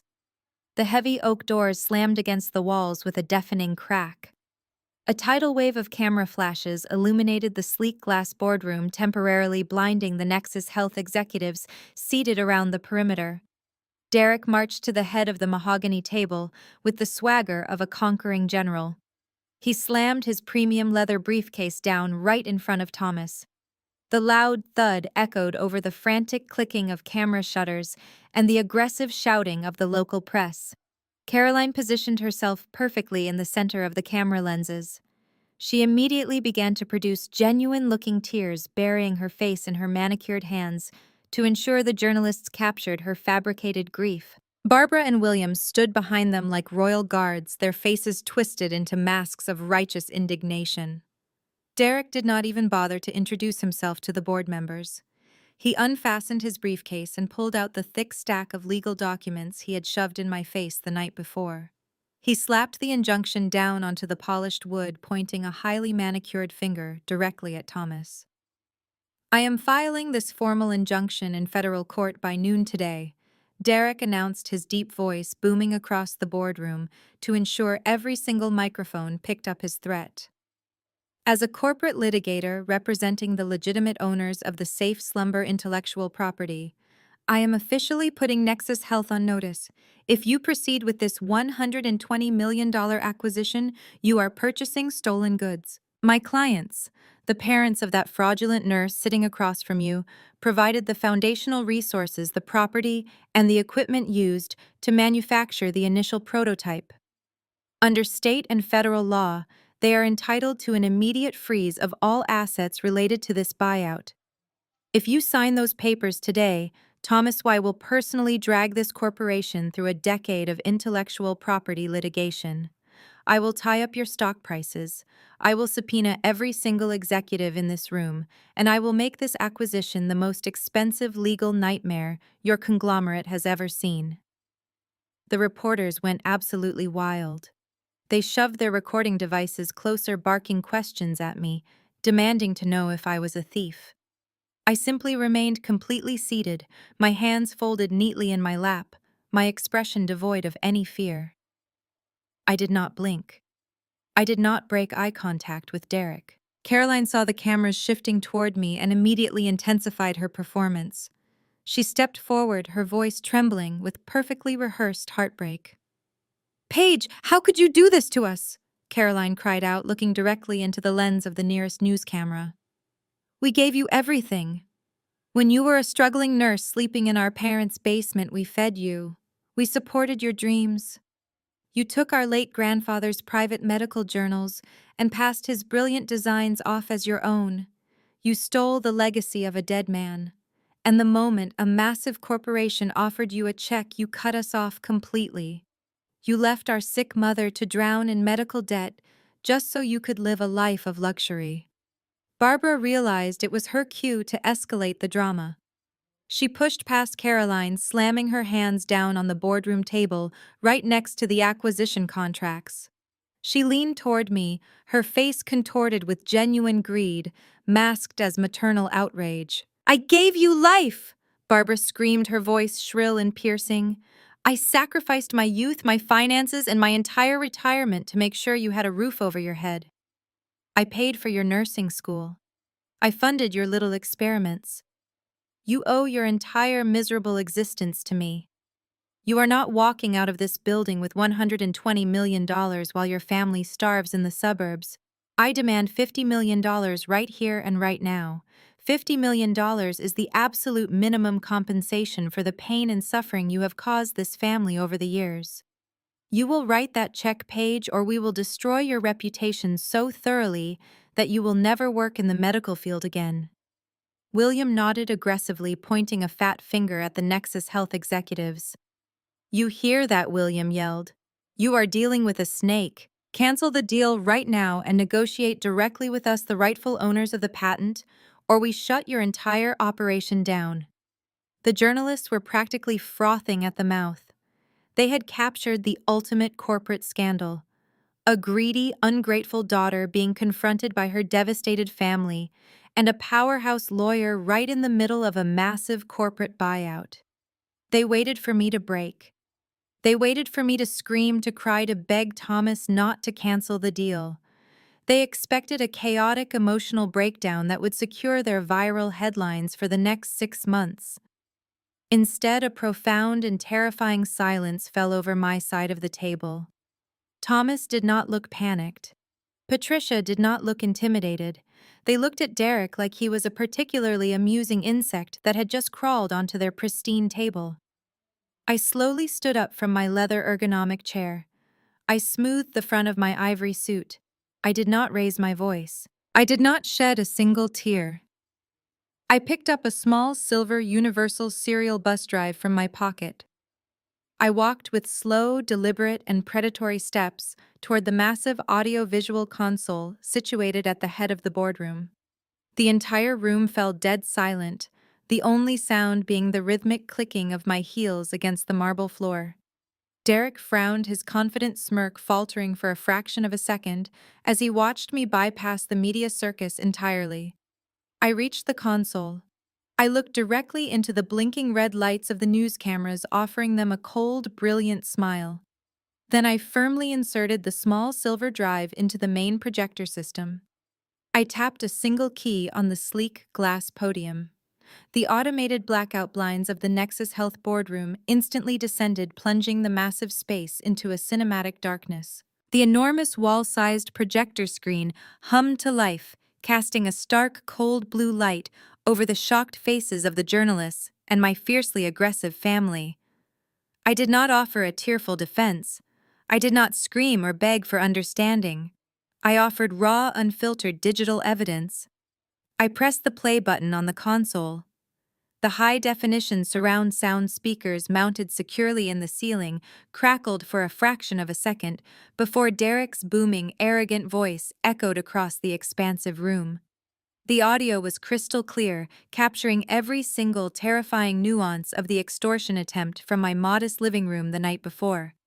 "If you want to play hardball, Paige, we can absolutely play hardball," the recorded voice of Derek sneered, the sound filling the boardroom with undeniable menace. "I am assessing that William and Barbara are entitled to a minimum of 40% of the total acquisition value. If I do not have your signature by tomorrow morning, I file the injunction. I freeze your assets. I blow up the Nexus Health deal, and I make sure you lose absolutely everything." The frantic, aggressive clicking of the press cameras abruptly stopped. The journalists lowered their heavy recording equipment, their eyes widening in collective, absolute shock. The heartbreaking narrative they had been fed by Caroline just completely disintegrated in real time. This was not a tragic story about an ungrateful sister abandoning her sick mother and stealing a dead grandfather's legacy. This was a documented, premeditated, and ruthless corporate shakedown. Before the press could even fully process the sheer magnitude of the audio recording, I advanced to the next digital slide. A massive high-resolution image filled the entire screen. It was a meticulous side-by-side comparison. On the left were the official digital application logs for 3 ultra-premium credit cards opened less than 24 hours ago using my highly secure Social Security number. On the right was the undeniable Internet Protocol address trace, officially verified by federal fraud investigators, leading directly to the residential router of William and Barbara. I highlighted the forged digital signatures in bright, glaring red. I tapped the presenter remote one more time. The screen shifted from static financial documents to crisp, full-color surveillance video. The timestamp glowing brightly in the bottom corner proved the footage was barely a day old. The video showed my father William standing nervously at a high-limit automated teller machine. Standing directly over his shoulder, practically vibrating with greedy anticipation, was my cousin Kevin. The entire boardroom watched in absolute stunned silence as the two men repeatedly bypassed daily withdrawal limits, stuffing massive heavy stacks of stolen $100 bills into a designer duffel bag. They were high-fiving each other on screen, completely oblivious to the security cameras capturing their federal crimes. What you are looking at is not a family seeking fair compensation for intellectual property, I announced, my voice cutting through the heavy silence with surgical precision. You are looking at coordinated federal identity theft, massive credit fraud, and textbook corporate extortion. My mother Barbara did not need money to pay for urgent hospital bills. She needed stolen cash to fund my cousin Kevin's disastrous cryptocurrency margin calls, and to pay the illicit legal retainer for my brother-in-law to file a fraudulent injunction against this very corporation. The reporters instantly smelled blood in the water. The entire swarm of journalists pivoted simultaneously. Microphones that had been aggressively thrust in my face just moments ago were now violently shoved toward William, Barbara, and Caroline. The flashing camera lights illuminated their sudden, raw, and undeniable panic. William, did you steal your daughter's identity to withdraw those funds? A reporter shouted, pressing a recording device right up to my father's chest. Caroline, did you coordinate this extortion plot to secure a real estate commission on stolen money? Another journalist demanded, stepping aggressively toward my sister. Caroline stumbled backward, raising her expensive designer handbag to shield her face from the blinding, aggressive flashes. The fake, sorrowful tears had completely vanished, replaced by genuine, unadulterated terror. She looked wildly toward the exit, but the swarm of reporters had completely blocked the heavy oak doors. Barbara gripped the edge of the mahogany table, her perfectly styled hair trembling as she began to stammer wildly. That video is completely out of context, Barbara shrieked, her voice cracking under the intense media scrutiny. We had permission to use those funds. We were just managing her assets for her protection. She is confused. This is a massive misunderstanding. William raised his hands defensively, sweating profusely under the bright lights, frantically muttering that the bank records had to be forged and that he had never visited that automated teller machine in his life. Their pathetic excuses only fueled the journalists, who began firing off even more aggressive questions about federal wire fraud and criminal conspiracy. But Derek did not cower. His toxic arrogance completely blinded him to the catastrophic reality of his situation. He shoved a cameraman roughly out of his way and marched directly up to the head of the table, his face twisted in absolute blinding rage. He slammed his fist down onto the glass surface, glaring fiercely at Thomas and the Nexus Health shareholders. This changes absolutely nothing, Derek roared, thumping his chest with supreme aggressive confidence. You think a few out-of-context recordings and altered bank videos will scare me off? I am a senior corporate litigator at Harrison & Mitchell. We are one of the most powerful, ruthless law firms in the entire country. We crush multi-billion-dollar conglomerates for breakfast. If you sign those acquisition papers today, I will unleash the full devastating legal wrath of Harrison & Mitchell upon this entire executive board. You will all be drowning in federal subpoenas before the end of the business day. The blinding flashes of the press cameras reflected off the sudden layer of sweat forming on Derek's forehead. He stood at the head of the massive mahogany table, his chest puffed out, breathing heavily after delivering his ultimate threat. He genuinely believed that invoking the prestigious name of his law firm Harrison & Mitchell would act as an impenetrable, bulletproof shield. He expected the corporate executives of Nexus Health to immediately cower, to beg for a quiet settlement, to offer him the $48 million just to make the media circus disappear. He stood there, surrounded by his greedy family, waiting for his triumphant career-defining victory. Instead of panic, a slow and rhythmic clapping echoed from the shadows of the adjacent private executive suite. The frosted glass doors of the inner office slid open with a soft, mechanical hum. Thomas, the chief executive officer of Nexus Health, stepped out into the chaotic boardroom. He had retreated into his private sanctuary moments before my family kicked the doors in, observing the entire vulgar display through the mirrored glass. Now he entered the fray, radiating an aura of absolute, unyielding corporate dominance. Thomas did not rush. He walked with the measured, predatory grace of a man who controlled billions in global healthcare assets. The noisy, aggressive swarm of journalists instinctively parted down the middle, creating a wide, clear path for the billionaire executive. The sheer gravity of his presence sucked the remaining oxygen out of the room. The chaotic shouting died down instantly. Even the rapid clicking of the camera shutters seemed to quiet, as if the photographers recognized that they were about to witness a monumental historical execution. Derek tightened his grip on the edge of the conference table. His arrogant smirk faltered just for a fraction of a second, but it was entirely visible. The aggressive corporate lawyer who specialized in bullying small business owners suddenly realized he was standing in the deep end of an ocean entirely controlled by apex predators. He tried to maintain his fierce posture, lifting his chin and puffing his chest out further to project authority. But the subtle nervous tremor in his expensive silk tie betrayed his underlying panic. Thomas reached the center of the mahogany table, stopping right next to where I sat. He did not look at Caroline, who was still trying to hide her tear-streaked face behind her designer handbag. He completely ignored Barbara and William, who were shrinking back against the glass walls like cornered rats, realizing the trap had just snapped shut. Thomas locked his cold, piercing gaze directly onto Derek. He held a thick, heavy premium leather portfolio in his right hand. The official gold-embossed seal of the Nexus Health Legal Department was stamped deeply into the dark leather.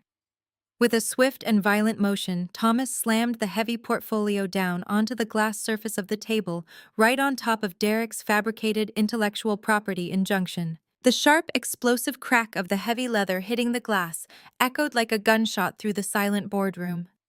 Derek physically flinched, taking a rapid half-step backward before he could force his legs to stop. His dark eyes darted down to the portfolio, recognizing the undeniable weight of a massive, heavily funded corporate counterattack. Thomas leaned forward, resting his knuckles on the table, closing the physical distance between them. The chief executive officer looked at the sweating, arrogant lawyer with an expression of pure, unfiltered disgust mixed with deep, terrifying amusement. Patricia, the chief legal officer, stepped out of the shadows and flanked Thomas on his right, crossing her arms and staring at Derek with the lethal intensity of a sniper. Lawyer Derek Thomas said, his voice deadly quiet, but carrying across the vast room with terrifying clarity. "You stand in my boardroom, interrupting my scheduled acquisition, waving a baseless injunction and shouting the name of your law firm like it is a magical spell that protects you from consequence." Derek swallowed hard, his throat working visibly under his collar. He opened his mouth to regurgitate another aggressive legal threat to reaffirm his status as a ruthless litigator representing my parents, but the words completely died on his tongue. The suffocating pressure emanating from the Nexus Health executives paralyzed his vocal cords. "I have dealt with hundreds of hostile litigators in my career." Thomas continued, his tone dropping into a lethal, silken whisper. "I have faced coordinated corporate espionage, international patent disputes, and multi-billion-dollar antitrust lawsuits. But I must admit, I have never in all my decades of executive leadership witnessed a display of such spectacular, breathtaking incompetence." The journalists held their collective breath, their digital recording devices capturing every single syllable of the confrontation. My father William grabbed my mother Barbara's arm in sheer terror, finally realizing that their brilliant legal savior was currently being verbally dissected and humiliated in front of the entire financial press. Caroline backed further away from her husband, her eyes wide with mounting horror, as she sensed the impending collapse of their grand extortion scheme. Thomas tapped his index finger sharply against the heavy leather portfolio he had just slammed onto the table. "Do you realize you have just committed the most idiotic mistake of your entire legal career?" Thomas asked, his voice echoing like a judge handing down a terminal sentence. Derek tried desperately to rally his failing courage. His eyes darted frantically around the room, searching for an exit strategy, searching for any possible way to regain control of the false narrative he had so arrogantly constructed. He clenched his jaw and forced himself to stand tall, refusing to back down in front of the rolling cameras. "I am representing the strict legal rights of my clients." Derek spat out, his voice noticeably lacking its previous booming resonance. "Harrison and Mitchell will not be intimidated by your corporate grandstanding. We will tear this acquisition apart piece by piece until my clients get the $48 million they are owed. Thomas did not look angry. He looked profoundly, genuinely entertained. He let out a low, dark chuckle that sent a shiver straight down the spines of everyone in the room. The executive slowly shook his head, looking at Derek with an expression of genuine pity, reserved only for absolute fools. You keep throwing that specific name around, Thomas stated smoothly, his eyes flashing with lethal intent. Harrison and Mitchell.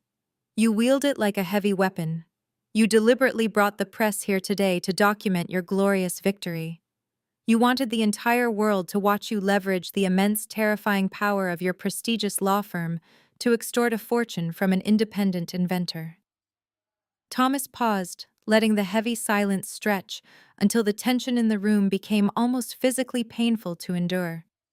He reached out and slowly opened the cover of the leather portfolio. The crisp white documents inside were covered in bright red high-priority legal stamps and official corporate watermarks. But in your blind, greedy rush to steal this young woman's company, Thomas continued, his voice rising in sheer power and absolute authority. You skipped the most fundamental, basic step of corporate litigation. You were so blinded by the prospect of an 8-figure payout that you failed to do the one thing every first-year law student is rigorously taught to do before filing a single piece of paperwork against a multinational conglomerate. Derek stared at the open portfolio, his breathing growing shallow and incredibly rapid. The aggressive confidence drained entirely from his face, leaving behind a mask of pure dread. The terrifying reality of his catastrophic error was beginning to claw its way into his arrogant mind, but he could not yet see the specific jagged shape of the executioner's blade. He stood completely frozen under the blinding lights of the press cameras trapped helplessly in the center of the boardroom. The chilling declaration hanging in the air prepared to ignite a devastating chain reaction, one that would utterly annihilate his reputation, strip away his power, and reduce his entire professional existence to nothing but ash. You forgot to run a basic conflict of interest check before attempting to extort a federal acquisition. Thomas stated, each word dropping like a heavy stone onto the polished mahogany table. You proudly marched into my headquarters wearing your expensive suit, leveraging the prestige of Harrison and Mitchell to threaten my executive board. You boldly claimed your law firm would bury Nexus Health in decades of federal litigation. But you completely failed to realize who actually pays for that prestigious name on your door. Derek stared at the chief executive officer, his dark eyes darting back and forth in frantic, sudden confusion. His breathing became noticeably erratic, his chest heaving under his tailored fabric. He tried to speak, but the suffocating pressure of the room crushed the air from his lungs. Nexus Health is not just a random corporate entity operating in the background of the healthcare sector. Thomas continued, stepping forward so he was mere inches from the terrified lawyer. We are the apex predator of this entire global industry. And more importantly, to your highly specific and doomed situation, Nexus Health is the single largest external client of Harrison and Mitchell. We account for exactly 60% of your entire law firm's annual billable revenue. We pay the lease on your towering downtown corner office. We fund your lavish partner bonuses. We literally keep the lights on at your firm. A collective gasp rippled through the assembled journalists. The relentless camera flashes intensified, capturing the exact second the remaining confidence completely drained from Derek's face. His jaw went entirely slack. The heavy leather briefcase he had wielded like a weapon just moments ago suddenly looked like a concrete anchor dragging him straight to the bottom of the ocean. He was a corporate litigator who had built his entire identity on being the smartest man in the room, and he had just walked blindly into a fatal trap. You actively used the official resources and the letterhead of Harrison and Mitchell to draft a fraudulent intellectual property injunction against a multi-million-dollar acquisition target of your own firm's biggest client, Patricia interjected.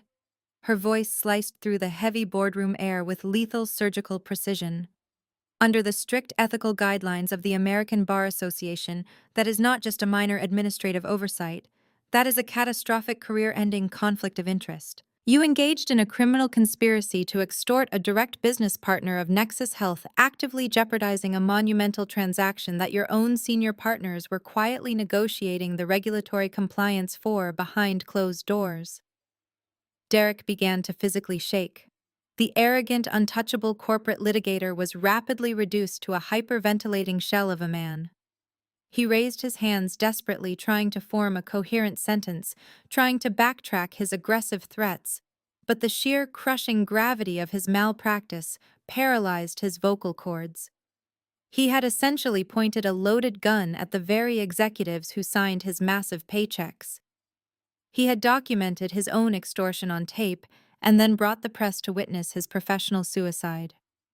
Caroline shrieked, her voice shrill and piercing, as she finally comprehended the devastating magnitude of what was happening. Her husband was not about to win them $48 million to buy a beachfront mansion. He had just destroyed their entire livelihood on live television.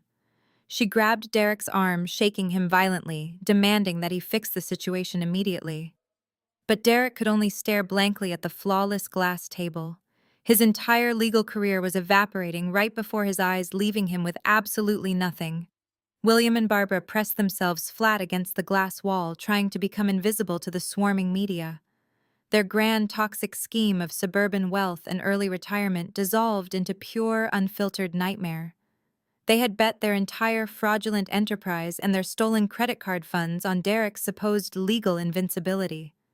They were completely unaware that he was merely a junior employee picking a fight with the literal owners of the corporate chessboard.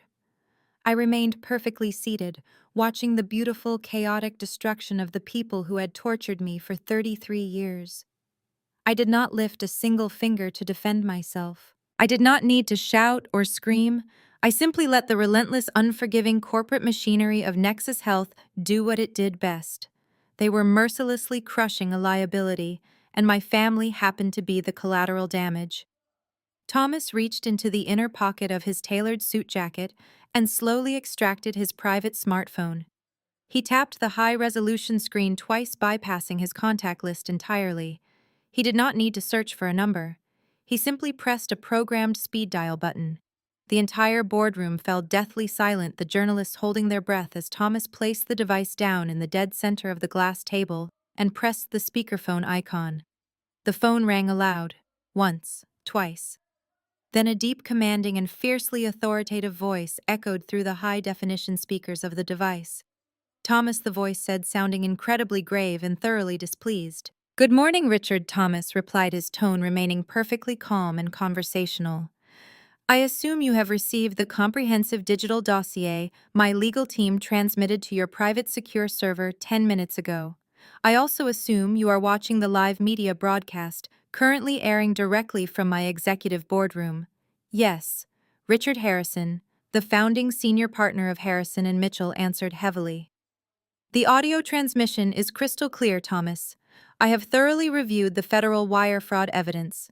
I have listened to the recording of the extortion attempt in its entirety, and I am currently watching my junior partner completely humiliate this esteemed law firm in front of the entire financial press." Derek let out a strangled, pathetic whimper. He leaned over the table, his face practically hovering over the phone, tears of sheer panic welling in his eyes.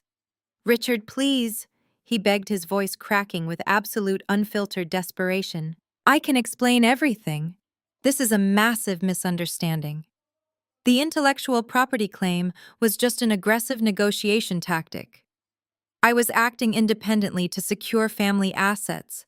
I never meant to target a Nexus Health acquisition." "Silence your mouth immediately," Richard Harrison roared through the speaker, the sheer volume making the device vibrate violently against the glass. "You do not speak. You do not attempt to justify this grotesque, unforgivable violation of ethical conduct. You maliciously used our firm letterhead to blackmail the primary acquisition target of our most lucrative corporate client. You engaged in a criminal conspiracy involving stolen identity and wire fraud. You are an absolute disgrace to the legal profession." Thomas smiled, glancing over at me with a slow nod of profound respect. I kept my posture rigid, feeling the glorious burning satisfaction of pure justice coursing through my veins. I knew this was the exact payoff I had earned after surviving decades of my family's relentless emotional abuse. Effective immediately, Richard Harrison continued, his voice turning cold, mechanical, and entirely unforgiving. You are officially terminated from Harrison and Mitchell with extreme prejudice. Building security is currently packing your office into cardboard boxes. They will leave your personal effects on the sidewalk. Furthermore, my executive committee has already drafted a formal complaint. We are submitting it directly to the State Bar Association by the end of the hour. We are providing them with the extortion recording and the conflict of interest documentation. We are demanding your immediate and permanent disbarment. You will never practice law in this country ever again. The call ended with a sharp, definitive click that echoed through the silent boardroom. The speakerphone display went entirely black. Derek stared at the device as if it had just detonated an explosive charge directly into his chest. His legs simply gave out. He collapsed backward into one of the heavy leather executive chairs, his body folding in on itself like a puppet whose strings had been violently severed. The imposing, aggressive corporate litigator who had stormed into the Nexus Health headquarters just 10 minutes ago was completely gone. In his place sat a hollow, hyperventilating shell of a man staring blankly into the absolute void of his ruined future. He had lost his six-figure salary. He had lost his prestigious corner office. He was about to lose his license to practice law in any jurisdiction across the country. His entire identity, built meticulously on intimidation and corporate superiority, evaporated into thin air. He pulled at his custom silk tie, his hands trembling violently, suddenly suffocating under the weight of his monumental failure. Caroline watched her husband's catastrophic downfall with an expression of pure, unadulterated horror. For a few agonizing seconds, her brain completely refused to process the crushing reality of the situation. She blinked rapidly, her manicured hands hovering nervously in front of her face. Then the devastating truth finally pierced through her toxic delusions. There would be no $48 million settlement. There would be no massive real estate commission. The $15 million oceanfront compound in Malibu, the luxury vehicles, the elite status she craved more than oxygen, it was all entirely gone. Her golden ticket had just been completely incinerated. Her initial shock rapidly morphed into a blinding, hysterical rage. The carefully constructed facade of the polished, perfect suburban golden child shattered into a million jagged pieces. Caroline let out a piercing guttural shriek that forced several nearby reporters to physically flinch. She lunged at Derek, her designer heels slipping slightly on the polished marble floor. She grabbed him by the lapels of his expensive suit jacket, hauling him forward with a surprising burst of manic strength. "You stupid, useless, arrogant fool!" Caroline screamed, the veins in her neck bulging prominently against her pale skin. Her voice was completely stripped of its usual sweet, patronizing tone. "You promised me this was absolutely foolproof. You promised me we would walk out of here with my commission. You told me you were a legal genius. You are nothing but a pathetic failure who just bankrupted our entire family." Before Derek could even attempt to raise his hands to defend himself, Caroline swung her arm back and delivered a vicious, ringing slap directly across his face. The sharp crack of her palm hitting his cheek resonated loudly in the enclosed glass room. Derek did not retaliate. He did not even flinch. He just slumped further down into the executive chair, staring dead ahead with empty, defeated eyes. Caroline hit him again, her perfectly manicured nails leaving angry red marks across his skin, screaming that he had ruined her life, that he had destroyed her flawless reputation, and that she would divorce him before the day was over. The 14 journalists and freelance reporters in the room did not miss a single second of the spectacular domestic violence unfolding before them. They had their heavy broadcast cameras and smartphones aimed squarely at the warring couple.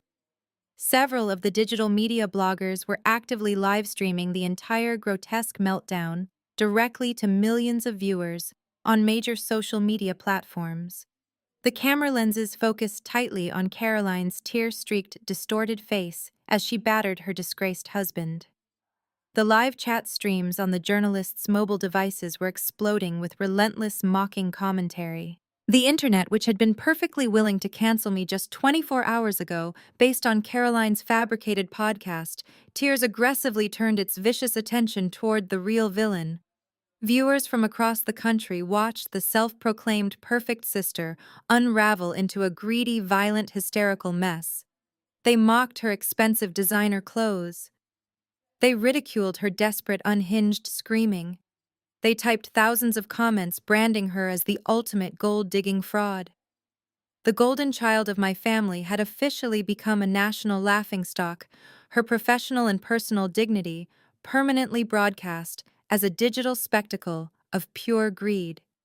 My mother Barbara and my father William pressed themselves frantically against the cold glass walls of the boardroom, desperately trying to shield their faces from the blinding assault of the camera flashes.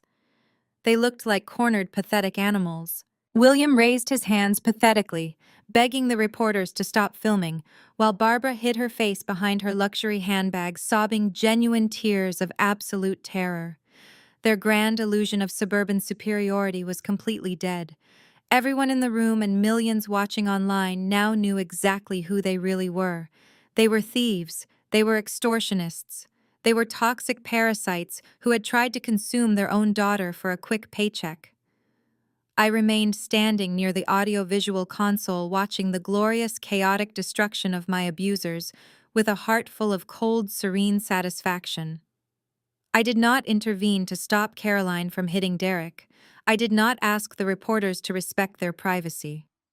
I simply stood beside Thomas and Patricia, the untouchable architects of this corporate slaughter, and observed the absolute ruin of the people who had made my existence a living nightmare for 33 years. They had aggressively demanded a public spectacle, and I had gladly provided them with the absolute largest audience possible. Then a new sound began to filter into the high-rise executive suite. It started as a faint, distant wail echoing up from the bustling city streets below. It steadily grew louder, piercing through the thick, soundproof glass windows of the Nexus Health headquarters. The chaotic shouting of the journalists and Caroline's hysterical screaming momentarily faltered as the undeniable rhythmic howling of multiple approaching police sirens filled the air. The federal authorities had finally arrived to collect their bounties. The wailing sirens outside the towering glass building abruptly cut off, replaced by the distinct and heavy thud of tactical boots marching rapidly down the pristine marble corridor. The shattered oak doors of the executive boardroom were pushed open even wider. 6 federal agents wearing dark suits and heavy tactical vests, emblazoned with the bright yellow letters of the Federal Bureau of Investigation, strode into the room. Their faces were set in expressions of absolute uncompromising authority. Special Agent Miller took the lead. The aggressive journalists immediately scrambled backward, clearing a wide path and shoving their heavy recording equipment out of the way. The flashing cameras instantly pivoted from the domestic violence of Caroline and Derek to the sudden, terrifying reality of federal law enforcement entering a corporate space. William and Barbara stopped pressing themselves against the cold glass walls. They froze entirely, their eyes wide with a new, primal terror. They had spent their entire lives cultivating a flawless image of pristine suburban superiority, completely convinced that their actions would never face genuine legal scrutiny. Agent Miller bypassed the sobbing Caroline and the paralyzed Derek completely. He marched directly toward my parents. William Anderson and Barbara Anderson. Agent Miller announced, his voice carrying the heavy, undeniable weight of the federal government. You are both under arrest for aggravated federal identity theft conspiracy to commit wire fraud and massive credit fraud. Barbara let out a sharp, breathless gasp. Her expensive designer handbag slipped from her trembling fingers and hit the floor with a dull thud, spilling cosmetics and keys across the polished marble. William tried to puff out his chest, attempting to summon his usual arrogant bluster, but his knees visibly buckled under his tailored suit. "This is a massive mistake," William stammered, raising his shaking hands defensively. "We are upstanding citizens. We have never committed a crime in our lives. We were simply managing family finances for our daughter. We had her implicit permission to access those funds. Agent Miller did not even blink at the pathetic lie. He reached into his tactical jacket and pulled out the thick-bound stack of surveillance photos I had provided to him the night before. He held up a high-resolution printed image of William withdrawing stolen cash from the automated teller machine.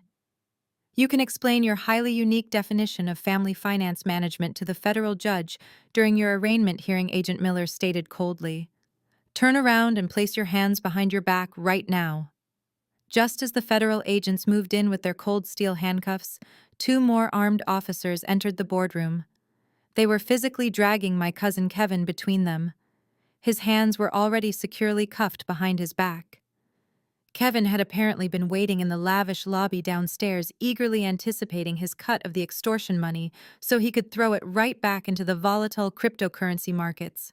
His face was a mask of pure, unadulterated panic. He was weeping openly, blabbering hysterically, and completely throwing William and Barbara under the bus in a desperate, pathetic attempt to save himself from a federal prison sentence. I told you guys this was a terrible idea, Kevin screamed across the silent boardroom, struggling violently against the iron grip of the federal agents. I told you not to use her social security number. I just wanted a loan to cover my margin call. I am not going to federal prison for your insane, greedy schemes. They made me do it. They handed me the stolen cash. The reporters documented every single second of the absolute degradation. The blinding flashes illuminated the exact moment the cold steel handcuffs snapped shut around William's wrists. He let out a pathetic, defeated whimper, his entire body sagging, as the reality of his ruined life finally crushed the last ounce of his arrogance. Barbara fought against the agents. She twisted and thrashed, her perfectly styled hair falling in a messy tangle across her tear-streaked face. She screamed that she was a respectable woman who belonged in a luxury country club, not a dirty jail cell. The agents ignored her hysterical protests, entirely efficiently securing her wrists and reciting her Miranda rights in a flat, mechanical tone. Caroline stopped crying over her ruined real estate dreams.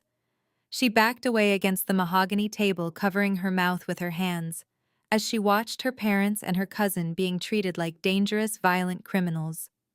Derek remained slumped in his executive chair, completely unresponsive, his own legal career already dead and buried. The entire toxic power structure of my biological family was being methodically dismantled and hauled away in heavy iron chains.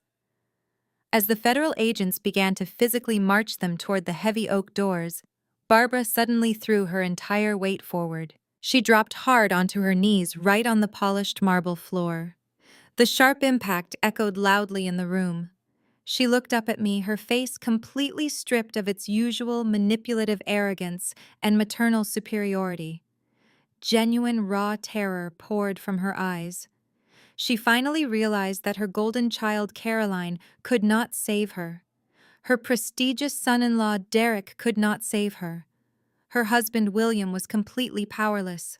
I was the only person in the room, and perhaps the world, who held the key to her survival. Paige, please, Barbara wailed, her voice cracking as she shamelessly begged in front of the flashing cameras and the silent corporate executives. You have to tell them to stop. You have to drop these charges right now. I am your mother. We made a mistake, but we were just desperate to save the house. I am so incredibly sorry for everything I have ever done to you. Please do not let them take me away to a cell. We are blood. We are family. I stood perfectly still. I looked down at the woman who had spent 33 years making me feel like an absolute burden. I looked at the woman who had demanded I pay for her expensive steak dinner while my bank account was completely empty. I looked at the woman who had stolen my identity and jeopardized my massive corporate buyout without a single ounce of hesitation. I did not feel a single drop of pity. I did not feel an ounce of remorse. I felt the pure cleansing fire of ultimate justice. I took one deliberate step toward her. I looked directly into her terrified, pleading eyes, making sure my voice was loud enough for every single microphone in the room to capture my final verdict. Federal law does not care about blood, Mom. I turned to Special Agent Miller and gave him a brief, curt nod. The agents hauled my screaming mother off the marble floor without another word. They marched the three of them out of the boardroom, their frantic, pathetic cries echoing down the pristine corporate corridor until the heavy oak doors finally swung shut. The heavy oak doors of the executive boardroom clicked securely into their polished brass frames, permanently sealing away the chaotic, humiliating spectacle of my former family. The deafening symphony of flashing press cameras, hysterical crying, and aggressive federal law enforcement commands vanished entirely, replaced by the profound insulated silence of the 50th floor. Nexus Health security personnel swiftly and efficiently escorted the remaining bewildered journalists out of the suite, confiscating no equipment, but ensuring their immediate departure from the corporate premises. Caroline and Derek were unceremoniously ushered into a separate freight elevator by building guards, their shattered lives now entirely their own problem to solve. I remained standing near the audio-visual console, feeling an overwhelming wave of absolute tranquility wash over my entire body. The toxic anchors that had dragged me down for 33 years were finally cut loose. I inhaled the cool, filtered air of the executive suite, letting the reality of my absolute victory settle deep into my bones. The room was immaculate once more. The mahogany table, which had just served as the ultimate execution block for a corrupt corporate lawyer, and a pair of identity thieves, gleamed flawlessly under the recessed lighting. I slowly walked back to my designated leather ergonomic chair and took my seat. My posture was perfectly straight, my hands resting calmly on the glass surface. I did not need a moment to compose myself. I did not need a glass of water to steady my nerves. I was already completely and entirely composed. Thomas stepped forward, pulling his own chair out and sitting directly across from me. He adjusted the cuffs of his tailored navy suit, a gesture of absolute normalcy that signaled the resumption of standard business operations. Patricia, the chief legal officer, moved to his right, placing the thick premium parchment acquisition contracts back into the center of the table. Neither of them offered me a look of pity or sympathetic concern. In the high-stakes world of global corporate acquisitions, sentimentality is a profound weakness. Instead, they looked at me with an expression of deep, undeniable professional respect. Thomas leaned back, resting his hands on the armrests of his chair. He let out a slow, measured breath, a subtle smile playing at the corners of his mouth. I have finalized hundreds of corporate buyouts in my career, Paige Thomas stated, his voice resonating with genuine admiration. I have sat across the table from ruthless venture capitalists, hostile takeover specialists, and aggressive hedge fund managers, but I must say, I have never witnessed anyone dismantle a coordinated extortion plot and a federal financial conspiracy with such breathtaking surgical precision. You did not just protect your intellectual property today. You demonstrated a level of strategic ruthlessness that simply cannot be taught in any business school. Patricia nodded in absolute agreement, tapping her manicured finger against the stack of legal documents. Most inventors crack under the threat of protracted litigation. She added, her tone sharp and approving. They panic when aggressive lawyers like Derek threaten to freeze their assets. You leveraged his own arrogance against him, orchestrated his professional disbarment, and simultaneously neutralized a federal fraud ring without breaking a single sweat. You belong in this room, Paige. You belong in this specific echelon of the corporate world. I accepted their praise with a slow, confident nod. I did not feel the need to offer false humility or downplay my actions. I had earned my seat at this mahogany table through grueling hospital shifts, relentless self-education, and the sheer unbreakable willpower to defend what was rightfully mine. Patricia slid the final execution copies of the acquisition agreement across the polished glass. She placed a heavy, solid gold fountain pen gently beside the signature line. The ink cartridge was fully loaded, ready to finalize the transaction that would permanently alter the trajectory of my entire existence. I picked up the heavy gold pen. The cool metal felt perfectly balanced between my fingers. I looked down at the dense legal jargon printed on the thick parchment paper. It detailed the complete transfer of the safe slumber patent, the proprietary artificial intelligence sensor algorithms, and the global manufacturing rights to Nexus Health. In exchange, the document legally mandated the immediate, irrevocable wire transfer of $120 million directly into my private wealth management accounts. There were no hidden contingencies. There were no lingering intellectual property disputes. The path was absolutely clear. I pressed the gold nib against the signature line. The dark blue ink flowed smoothly across the page. I signed my full legal name with bold, deliberate, and sweeping strokes. I executed the final signature on the last page of the addendum, legally severing my invention from my personal ownership and handing it over to the global medical conglomerate. I capped the fountain pen and set it down with a soft click. The deed was officially done. I was no longer a struggling pediatric nurse living in a dilapidated apartment. I was a centimillionaire. I was a verified tech founder who had successfully exited a massive startup acquisition. Thomas immediately stood up and walked over to a discreet built-in refrigeration unit nestled within the mahogany wall paneling. He extracted a chilled dark green bottle of vintage champagne and 3 flawless crystal flutes. He opened the bottle with a muted, elegant pop, pouring the bubbling golden liquid into the tall glasses. He handed one flute to Patricia and carried the other over to me. I accepted the crystal glass, feeling the icy condensation against my palm. Thomas raised his glass high into the air, the overhead lights catching the rising bubbles. To Paige, Thomas announced, his voice filled with authoritative respect. To the brilliant invention of safe slumber, to the absolute mastery of corporate strategy, and to the coldest, most calculating mind I have ever had the distinct pleasure of conducting business with. Welcome to the elite tier of the industry.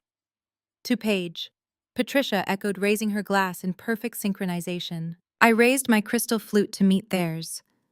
The glasses clinked together with a bright melodic ring that resonated beautifully through the silent boardroom. I brought the rim to my lips and took a slow, deliberate sip. The vintage champagne was crisp, dry, and tasted exactly like absolute, undeniable victory. I turned my head and looked out the massive floor-to-ceiling windows.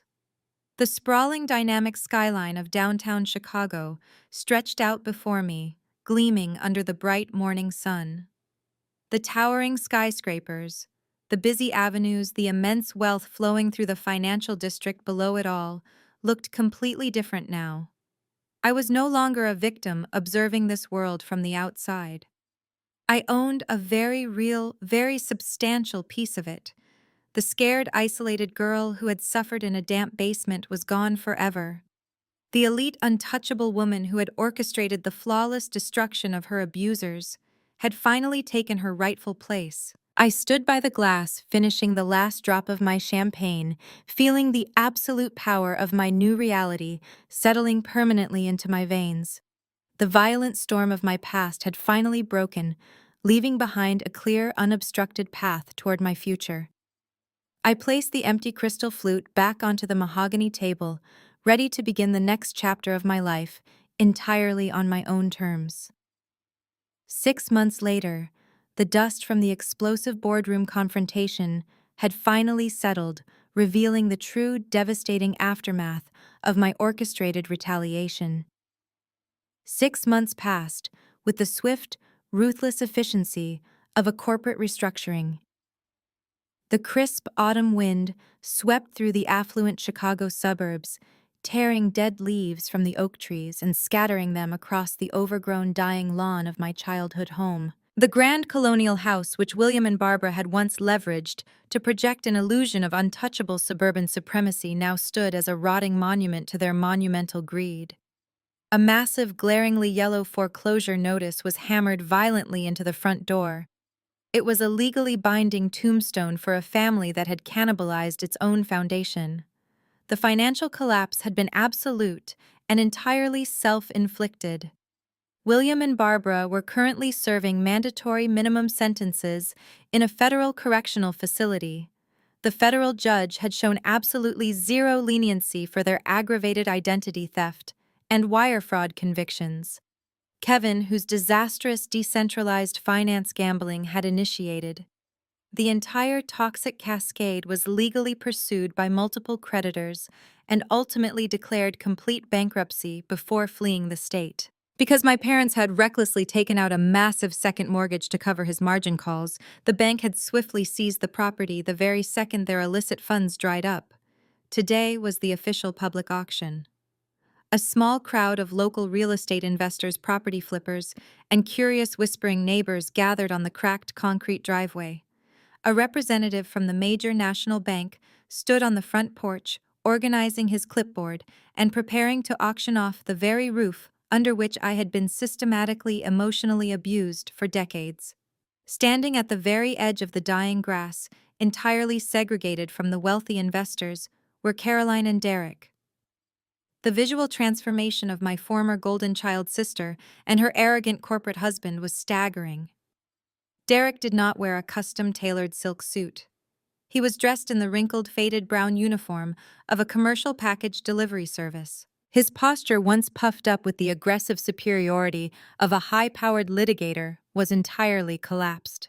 Stripped of his legal license and publicly disgraced by his former firm, he had been reduced to hauling cardboard boxes for minimum wage. Caroline looked utterly unrecognizable. The flawless, expensive highlights in her hair had grown out into harsh, unkempt roots. She wore a cheap, oversized sweater that swallowed her thinning frame. The luxury sports utility vehicle they had previously flaunted was gone, repossessed months ago by aggressive creditors. In its place was a dented, rusting compact car, parked illegally on the street. She stared at the bank representative on the porch, her eyes wide with a frantic, hollow desperation. This house was her final desperate tether to the upper-class society she had worshipped her entire life. Once the gavel fell, she and Derek would officially be entirely homeless. I did not arrive quietly. I wanted them to see the exact manifestation of the power they had tried to steal. A sleek midnight black Maybach limousine turned onto the quiet suburban street. The heavy armored vehicle glided smoothly toward the foreclosed property, the powerful engine purring with a low, intimidating hum. The sheer, undeniable gravity of the multi-million-dollar vehicle instantly silenced the murmuring crowd of local investors. Every single head turned to watch as the luxurious car pulled up precisely alongside the cracked curb. My private security driver stepped out, his dark suit perfectly tailored. He walked around the vehicle and opened the heavy rear passenger door. I stepped out onto the pavement. I wore a sharply tailored charcoal gray cashmere coat over a pristine black turtleneck paired with immaculate stiletto heels.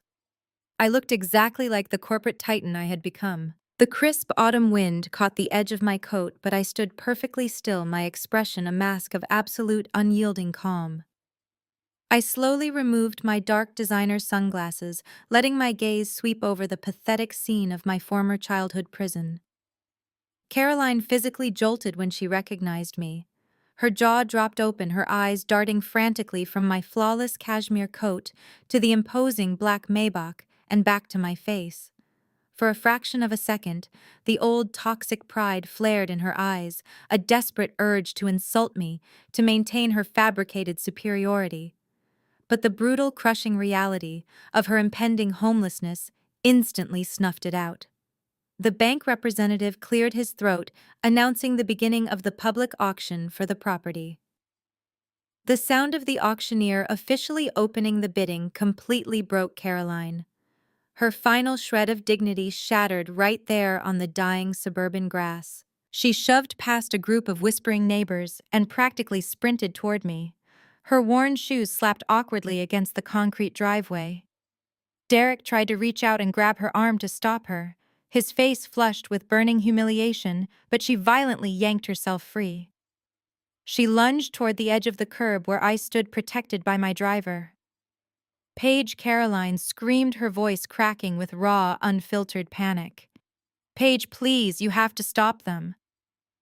I did not step back. I simply looked at her, tilting my head slightly, observing her profound desperation with the clinical detachment of a scientist examining a microscope slide. My security driver took a defensive step forward, but I raised a single finger, signaling him to hold his position. I wanted to hear exactly what my golden child sister had to say. You have the money, Caroline sobbed, the tears streaming freely down her unwashed face. You have hundreds of millions of dollars, Paige. This auction is literally pocket change for you. Please, you have to buy the house.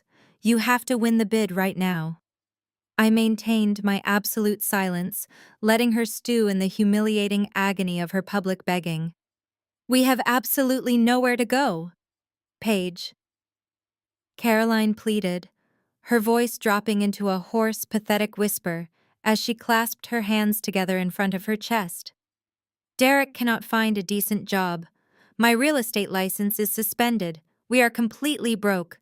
I know we were horrible to you. I know we did terrible things, but I am begging you. Buy this house. Let us live here. We will live down in the damp basement where you used to sleep. We will not take up any space upstairs. I will clean the floors. I will do all your laundry. I will be your housekeeper, your servant, whatever you want. Just please buy the house and do not let us end up on the streets. I looked down at the pathetic, weeping woman kneeling on the dying suburban grass. Caroline had completely abandoned her lifelong crusade of aristocratic superiority, willingly offering to scrub floors and live in a damp basement, just to maintain a fragile, delusional grip on this foreclosed property. She stared up at me with wide, desperate eyes, waiting for the predictable, compliant younger sister to cave to familial guilt and rescue her from the consequences of her own actions. I did not offer her a single word of comfort. I simply turned my head away, completely dismissing her existence, and focused my attention on the bank representative standing on the front porch. The auctioneer cleared his throat, holding up his clipboard to address the small crowd of local investors. We will now officially open the bidding for this residential property, the bank representative announced, his voice carrying over the quiet murmurs of the neighborhood. The opening bid requested by the financial institution to cover the outstanding defaulted mortgages and federal liens is set at $320,000. Before a single investor could even raise their numbered paddle, I raised my gloved hand. I am not here to participate in a bidding war, I stated, my voice echoing with crisp, undeniable corporate authority. I will purchase the property outright. I signaled to my security driver. He reached into the inner pocket of his tailored suit jacket and extracted a thick premium envelope. He walked past the stunned crowd, stepped onto the wooden porch, and handed the envelope directly to the bank representative. Inside that envelope is a certified cashier's check drawn from my private wealth management account, I announced, ensuring my voice was loud enough for every single person on the driveway to hear. The check is made out for $500,000. That amount completely covers the outstanding debt, satisfies all immediate federal tax liens incurred by the previous owners, and significantly exceeds the current market value of this deteriorating structure. I am executing an immediate cash buyout. The auction is officially concluded. The bank representative stared at the certified bank draft in absolute shock. He quickly verified the authentic watermarks and the astronomical figures printed across the secure paper. He fumbled with his clipboard, rapidly stamping the official foreclosure documents. Sold, the representative stammered, his eyes wide with disbelief. Sold entirely in cash to the lady in the cashmere coat. The deed will be transferred to your legal holding company by the end of the business day. A sharp, sudden gasp of pure, unfiltered relief erupted from the dead grass near my feet. Caroline scrambled up from her knees. The terror that had tightly gripped her face just seconds ago instantly melted away, replaced by a massive tear-stained smile of absolute victory. She genuinely believed her theatrical begging had worked. She truly thought the decades of emotional abuse had been magically erased by a single desperate apology. "Oh my God, Paige!" Caroline cried out, her voice trembling with manic, delusional joy. "Thank you. Thank you so much. I knew you would not let your own sister freeze on the streets. I knew you still loved us deep down. We are going to take such good care of the house for you." She lunged forward, throwing her arms wide open, fully intending to wrap me in a suffocating, triumphant embrace. "Take a step back, Caroline," I commanded, my voice dropping into a lethal, freezing register. My security driver instantly moved, shifting his broad shoulders to create an impenetrable physical barricade between me and my sister. Caroline stopped dead in her tracks, her arms dropping awkwardly to her sides. Her manic smile faltered, confusion washing over her features as she looked at my perfectly rigid, unyielding posture. I reached into the deep pocket of my cashmere coat. I extracted a single crisp legal document enclosed in a transparent plastic sleeve. I did not hand it to her. I held it up, forcing her to read the bold, stark red letters printed across the very top of the page. Notice of eviction. Caroline stared at the heavy red ink, her breathing suddenly stopping. Her eyes darted from the legal document to my face, frantic panic rapidly flooding back into her system. "Paige, what is this?" she whispered, her voice cracking with renewed terror. "What are you doing?" "We just agreed that Derek and I could stay here." "We agreed to absolutely nothing," I stated, staring directly into her terrified eyes with the cold, calculating precision of an apex predator. "I did not buy this property to save you, Caroline. I did not buy it to offer you a second chance or a basement to sleep in, or a job as my maid." I took a slow, deliberate step forward, forcing her to shrink back against the harsh reality of her situation. "I bought this property to tear it completely to the ground." Caroline let out a strangled, pathetic whimper, her hands flying up to cover her mouth. Derek, standing a few yards away in his rumpled delivery uniform, literally dropped to his knees on the concrete driveway, the last shred of his arrogant pride utterly annihilated. "This house is a toxic monument to 33 years of emotional abuse, financial exploitation, and systematic cruelty." I continued my words, striking them like physical blows. "It is a monument to a family that stole from a child, mocked a struggling nurse, and committed federal identity theft just to maintain a pathetic illusion of suburban wealth. I refuse to let this structure stand for a single day longer." I handed the formal eviction notice to the bank representative, instructing him to legally serve it to the squatters currently occupying my land. "Next week, a commercial demolition crew will arrive with bulldozers," I announced, ensuring every single neighbor and investor heard the absolute finality of my decision. "They will level this house to the dirt. Once the debris is entirely cleared, this land will break ground for a brand new state-of-the-art facility. I am fully funding the construction of the Safe Slumber Orphanage. It will be a secure, high-tech sanctuary dedicated entirely to protecting vulnerable infants and supporting young, struggling mothers who actually need a safe place to sleep. I am taking the exact soil where you abused me and turning it into a fortress of healing." Caroline let out a piercing, guttural scream of absolute agony. She fell back onto the dying grass, weeping hysterically, tearing at her unkempt hair, as the full, crushing weight of her permanent homelessness finally broke her mind. Derek buried his face in his hands, sobbing openly on the cracked pavement, a disgraced and ruined man. "You have exactly 24 hours to clear your garbage off my property," I told them, delivering my final, unalterable verdict. "If you are still standing on this driveway at this exact time tomorrow, I will have you both arrested for criminal trespassing." I did not wait for a response.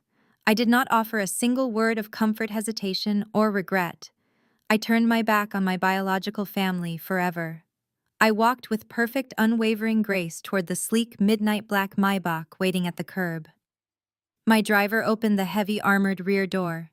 I stepped effortlessly into the plush, climate-controlled interior of the luxury limousine. I settled into the premium leather seat, feeling a profound, breathtaking sense of absolute peace wash over my entire soul.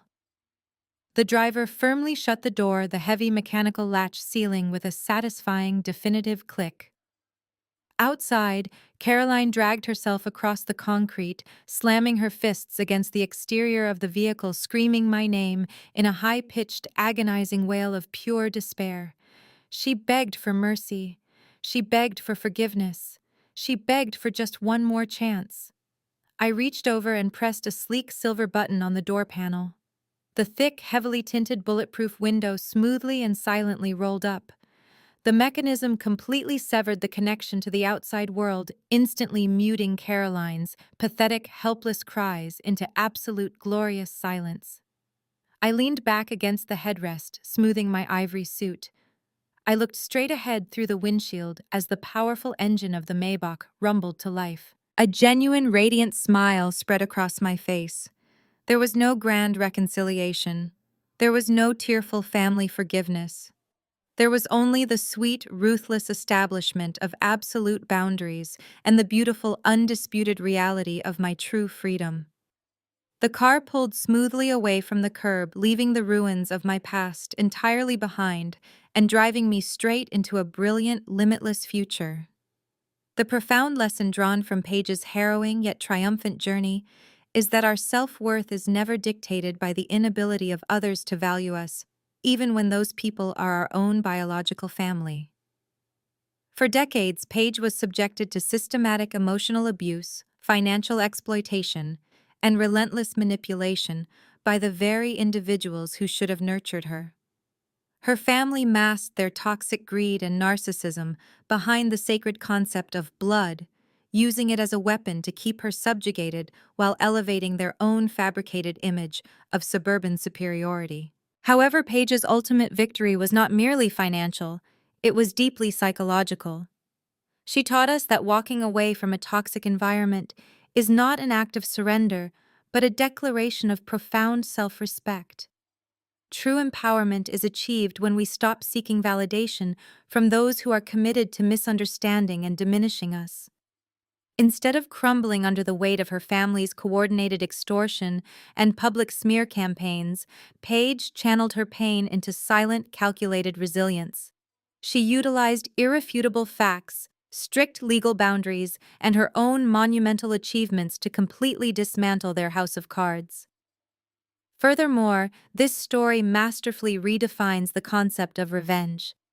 The absolute sweetest retaliation is not found in screaming matches or stooping to an abuser's level.